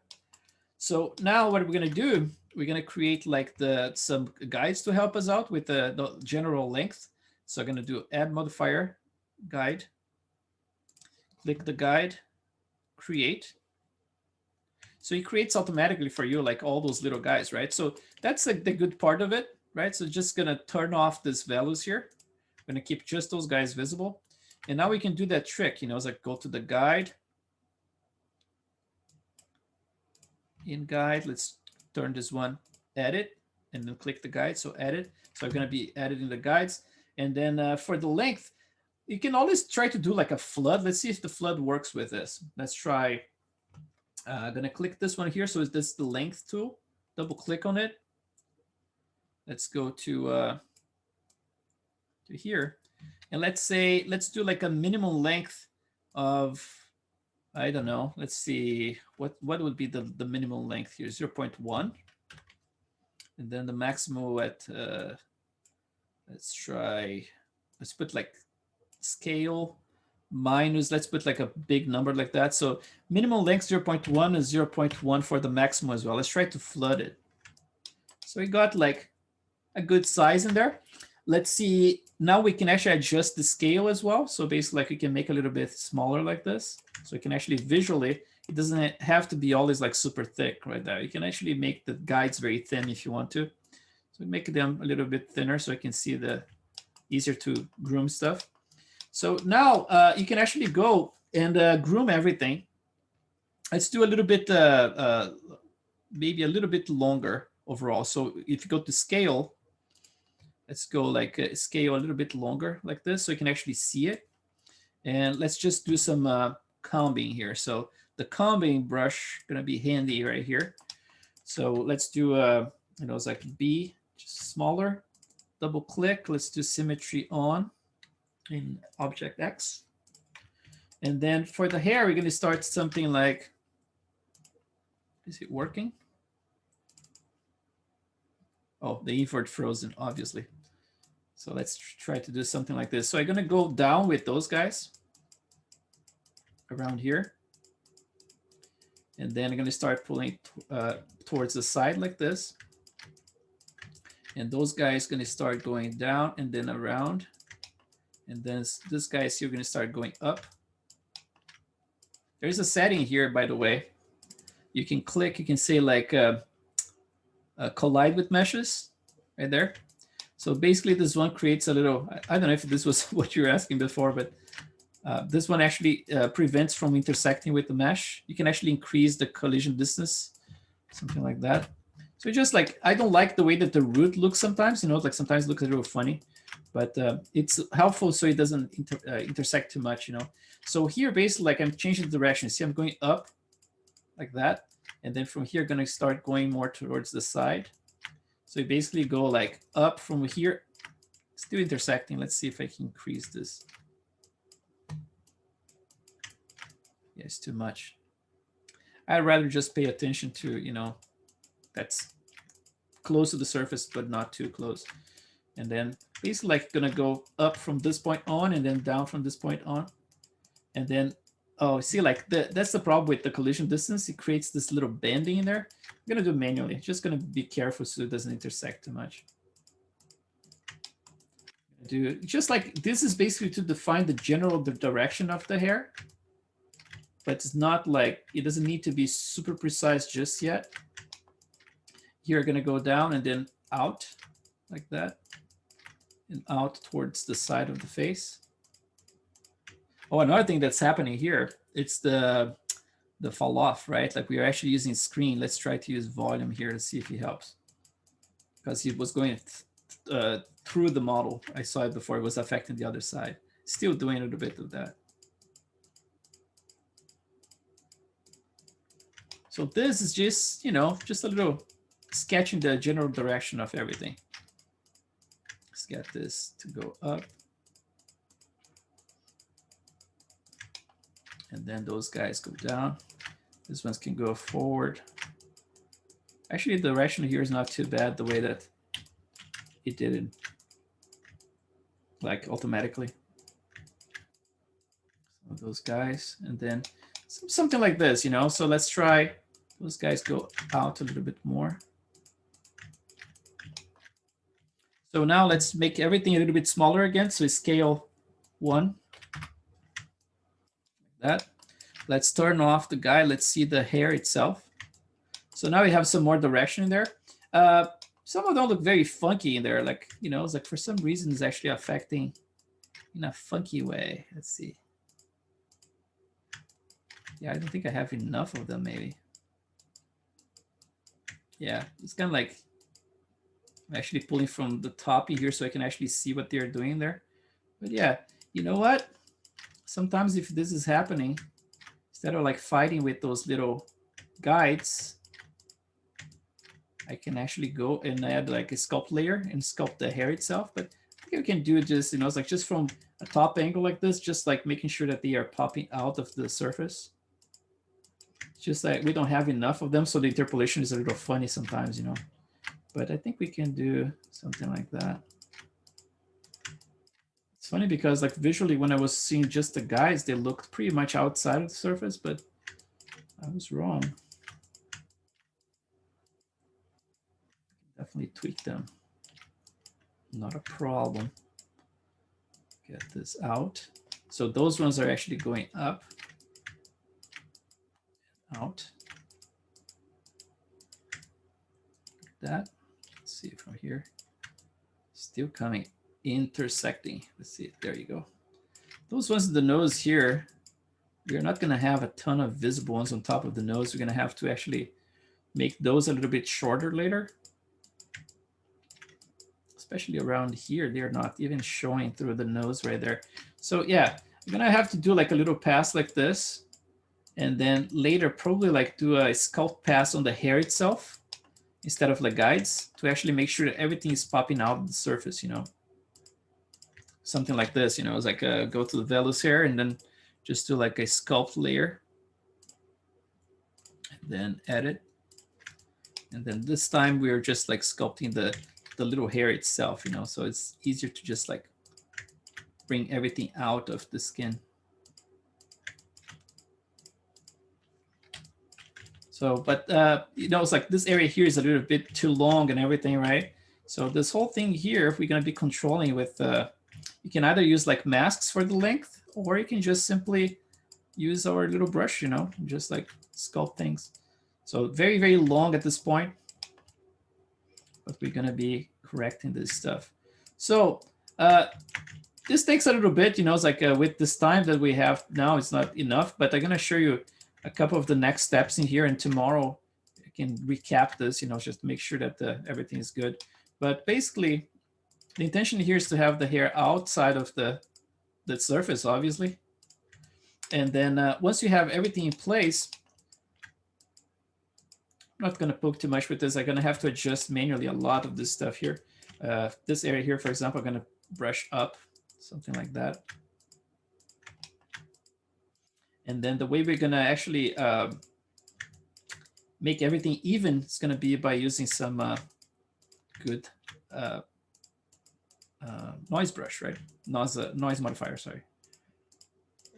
So if you have something like this, let's say, right? It's not great, but we're going to be adjusting it. Then you can actually reduce the scale of it. So let's do like the scale a little bit smaller. Actually, the scale is not going to work very great here, huh?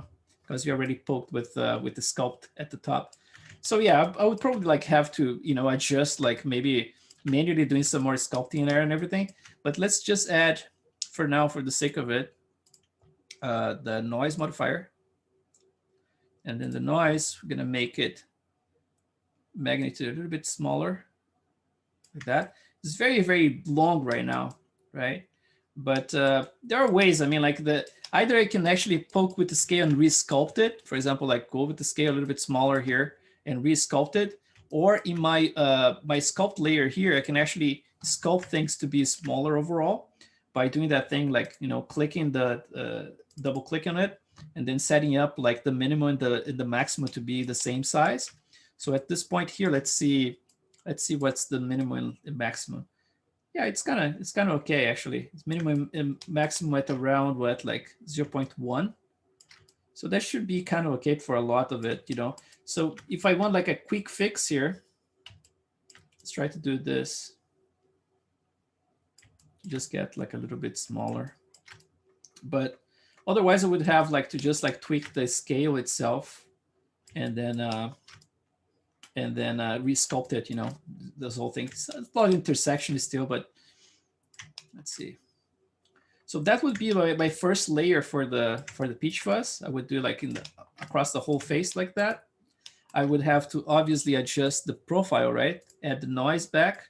So if the noise is too strong, now I can actually just tweak the magnitude a little bit less. And then I would play with the thickness of the whole thing. The peach fuzz has to be very super thin. So if you look from like this distance, if I do like 0.0, uh-oh, what's happening? Oh, it's all auto-saving. Okay, cool. 0.02. So now it's very, very thin, right? And that's kind of like the way I want it. I mean, like maybe it's too thin. Let's say 0.03. But then I can add a little bit of a curve, right? So I can just do like something like that, and then spline, and then make a little bit thicker in the middle. It's gonna be like very, very thin like that, you know. It's like a, and then for the density of it, you're gonna probably use like the Velos base in here. You can actually crank the multiplier. Right now, if it's too little, let's switch to shading here. Wireframe unshaded, so you can actually see them in there. Let's try to incorporate, like, let's duplicate this multiplier. Let's see what happens.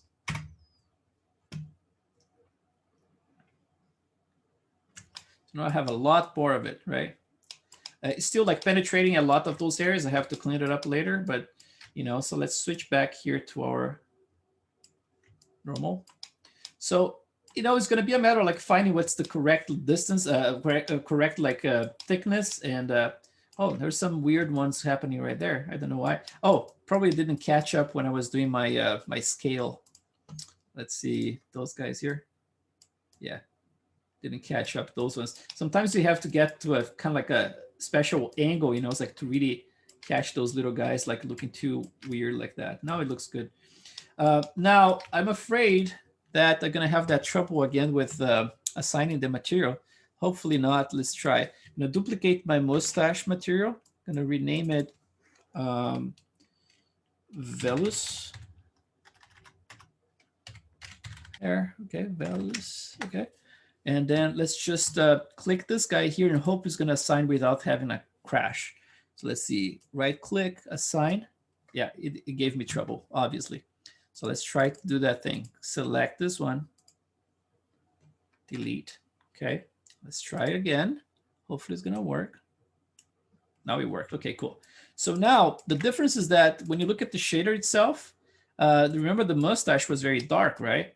But those guys we're gonna need a lot less melanin. So my melanin is at around 0.400. If I bring it down, it's gonna reverse to white, but we don't want white. We want something a little bit, tiny little bit yellow, something like this. And we wanna make sure also that every single hair we added here, everything has to be, that I actually forgot to do some of those here. Everything has to be, if you scroll down here to the Arnold tab, make sure that everything is, instead of ribbon, is thick. Contrary to what Arnold manual says, I like thick better. It looks better in the renders. So right now, let's say we have like the nose hair, we have the mustache. Let's see the Velus hair. I'm gonna put the noise back. So now it looks a little bit more noisy like that. Now, the thing that I'm gonna do that's gonna be different from this, after I have the noise, the everything in place in here, I'm gonna select just this area around the edges of the nostrils right here. And I'm gonna select the edges of the ears around here. And I'm gonna add another Velus pass. It's gonna be very similar to this one, but it's gonna have more density overall. Because sometimes what happens is that you wanna get that density around those areas because those are the most visible ones for peach fuzz. And then you end up like cranking the whole thing for the entire face. It is not necessary, you know, it's like for the most part, you shouldn't see almost anything, you know, it's like if the peach fuzz looks correct, it's completely invisible in those areas, you know, but you're definitely going to see them in those areas where you get like more light hitting from different, like a glancing angle, you know. So let's do a render to wrap this up today. And then let's see which ones I'm missing here. So the vest, the color, and the color.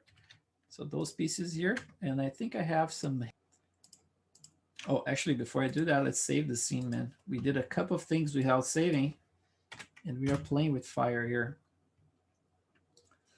The mustache is going to look like crap because we barely did any work on it, but hopefully I'm going to be able to improve on it. The important part, I want to show you like all the pieces, and then there is the artistic part that's going to be very dependent on you guys. I mean, like how you're going to control those curves, you know, it's like in the, but anything that I do like in the next couple of days, like after class, I can, you know, the next day, the first thing before we start doing anything else, let's talk about it. And then I show you, you know, what type of nodes I'm plugging to everything. So at least like everything is clear, you know. So let's see. This is now is an actual hair mustache, right? Which is good. It's a happy day. We have actual hair in there. Although it looks like crap, it's something to start with. So let's see. Better than this, let's see an actual little close-up. Actually, let's see. Stop. A close-up from probably like this angle here is one of the best ones. Let's see. Is that the one? This one. This one is a good one. And then let's do this one as an actual render so we can actually see the little detail. Let's switch to the render settings. Let's switch this to render without progressive. And then let's just select a tiny little area similar to, let's try the nose. There's a glancing angle, so actually we can see the peach fuzz. See if that works. And then everything here is kind of like blocked today, right? So now it's going to be like this long road of like really, really refining everything, right? The peach fuzz, the first impression that I have normally is that it's too thick, you know? Sometimes we want to make sure that people are seeing what you did. So we kind of like make sure that everything is very visible. But ideally is that it's almost not visible at all. So when I see them right here, there are two things that might be happening. Either like my samples are too low in my render settings, so it's making them look a little bit too noisy and thick. But it might be that the thickness of the hair is actually too high, right? So the first thing I'm gonna do, I'm actually gonna go back in there and then go like from like 0.3 for the thickness, probably to 0.2. And start from there, you know. And then once you have things working, check like, for example, like the specularity of the peach fuzz as well. Sometimes it's, the default is too high. So you can go, for example, to the settings in here, which basically you copied from the eyebrows, right, that we did yesterday. And then, for example, like for the specular in here, you can actually reduce the index of refraction to something very low, for example, like 0.05 right there. So we don't have a lot of specularity to it. So it actually renders a little bit less noisy, you know, overall. So let's do this. And let's just close a couple of things here so I'm not confused.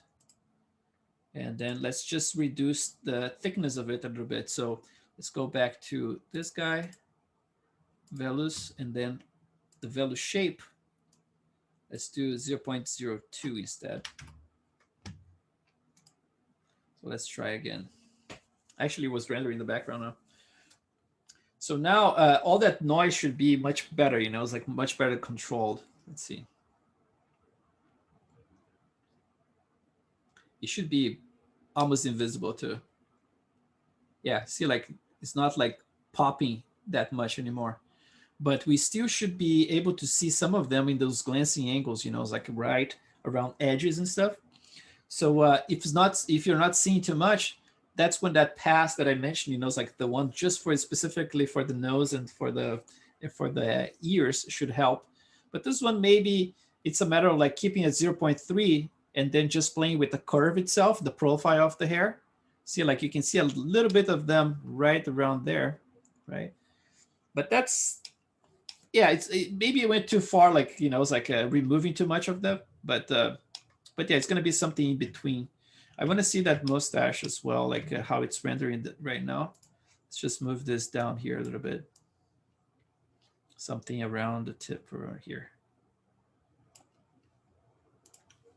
I want to see the quality of the hair, you know, it's just that it's very plain right now, but just to see how it's the reflection is. And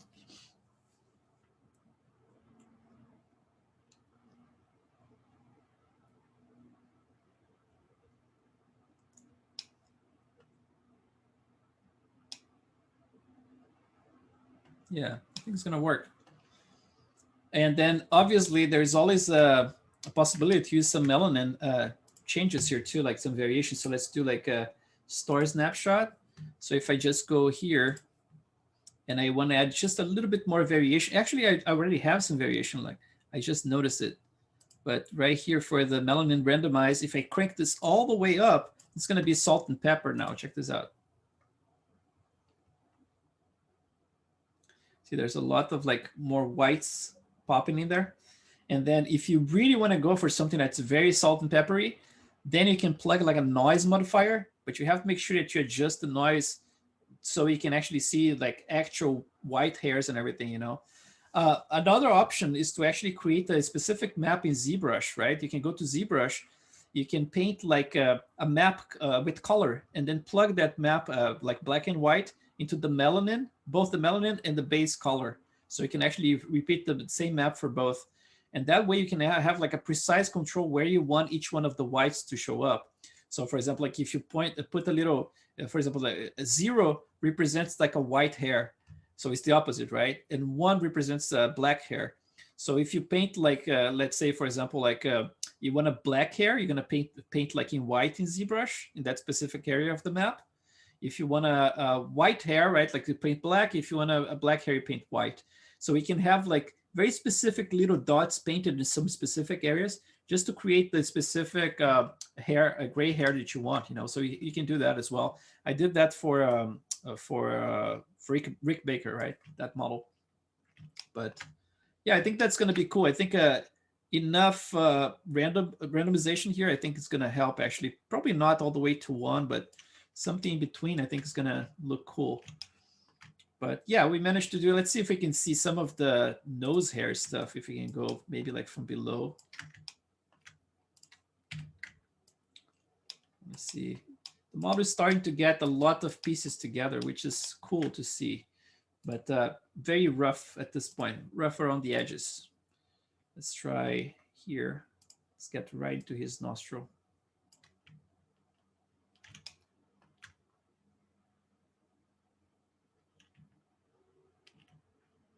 Subsurface scattering too. It's really strong in there, but we can play with it.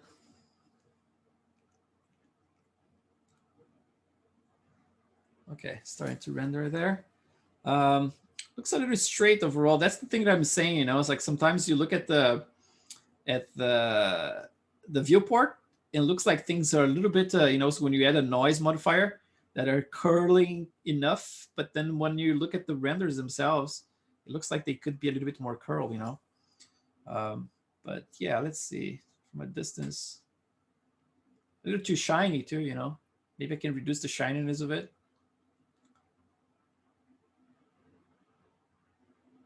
But the thickness looks okay. I think you can have like some more noise and less specular. Let's see. This one is the nose hair, right? So the nose hair has a little bit too much of the variation in the melanin, right? So I'm going to remove that. The one mostly black, and for the specular, I'm going to reduce this to 1.2 or something like that. And then for the noise itself, let's get the noise a little bit stronger. So magnitude, let's get from close up like that. Something like that, a little bit more. Let's go back to that and then compare it. So view store and then play that again. So now we should have a little bit more even, not a lot of whites in there. And a little bit less specular too.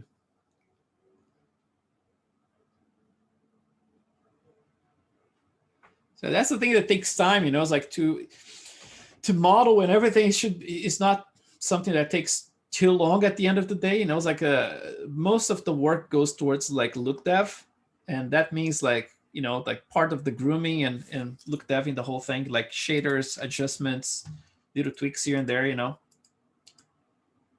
So yeah, it's like before you had a lot of whites in there, so it's gonna be nicer like this, a little bit more discreet. But it's the kind of detail that, you know, it's like you're barely gonna see, right? You're probably gonna see from a profile, for example, they're probably gonna poke out of the nostril a little bit. But yeah, definitely the peach fuzz is very, very subtle right now. But once I have that little extra pass around here, it's gonna look a little bit better. But cool, man, cool to see. Let's do the last little testing here is gonna be with the progressive. Oops. Let's do progressive render because I want to see with the whole thing in context. I would like to see the whole thing rendered, even if at a lower resolution. We can do this by isolating things like that. And waiting until it renders a little bit and move to the next piece. So the eyeballs, I still have that thing about the map being too dark around this scleras in here. So I'm gonna have to clean that up, remove some of this redness that's getting too dark in there. I have to sculpt my caruncula, clean it up as well. And yeah, I have to do a lot of work around eyes in there, but overall, I think they're gonna work. Chris, sir? Yes. Regarding the eyes, like after we have modeled the eyes with all the parameters that you suggested, and we take it to ZBrush, then we subdivide it, it shrinks a little bit. So you would use that mesh or the mesh which was made in Maya? Which one are you talking about? The eye what? The eyes, the eyeball, the caruncula, and the iris. I modeled it in Maya, and then I took it to ZBrush, and when I subdivide it, it shrinks a little bit. So when you did the modeling in Maya, you had it subdivided as well, or you never subdivided it? I subdivided it once, like how you suggested it. I tried to achieve a bit of that. And also the thing that if the eye socket is a little bit bigger, would you ever scale the eye in ZBrush, or would you scale the eye socket? In ZBrush, it's a good question. I mean, I think when I sculpted the base mesh, I did most of it inside of Maya, but I think in ZBrush, I did a few tweaks like from the inside of the pocket, just like growing the pocket itself outside of the eyeball, not the opposite. You know, I kept the eyeball the same size because we need to pay attention to that, but I adapted the actual socket around it. Okay. And when the eyeball shrinks, like when we subdivide, like from subdivision level 1 to 4, 5, or 6, we go for the eyeball, it shrinks a little bit. So so would we use that mesh which has shrunk, or will we use the mesh that we built in Maya? Oh, but that's the thing. If you're subdividing inside of ZBrush, for example, just to do the work in there, right? Yes. Make sure that it's like obviously they use both like Catmull Clark, or ZBrush is actually the approximation. It's very close to Catmull Clark, but not exact. But it's close enough that it shouldn't be too different, you know. If it looks good in ZBrush, that means that when you subdivide in Maya using the, it's like doing the Arnold render, if you set up the subdivisions, let's say like to 3 or 4 at render time, it should actually, during render, actually shrink to accommodate and to look very similar to what ZBrush had, you know. Okay, so I can use the same one I sculpted in ZBrush. Yeah, I think so. Like, just make sure that the one in ZBrush is subdivided, right? So we actually, yeah, you get that shrinkage in there. And then when you go back to Maya, even though it's going to be intersecting because you're going to be back to the base mesh, at render time, it should shrink again, you know? Like I said, like it's not like a one-to-one between Maya and ZBrush Catmull Clark, because I think ZBrush, they kind of like use Catmull Clark as a base, but they do everything so differently than everyone else, you know? It's like, I think they have their algorithm that's kind of like an approximation to Catmull Clark. It should be close enough. Thank you so, sir.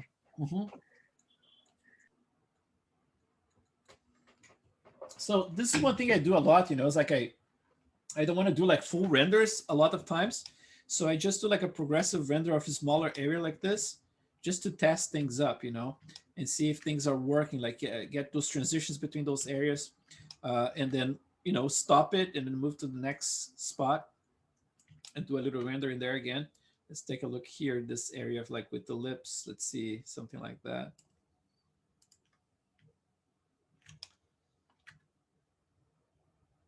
Yeah, this is gonna be a fun little project. Like the mustache itself, it looks so simple right now. I'm kind of like excited to just like poke around with it and do some work.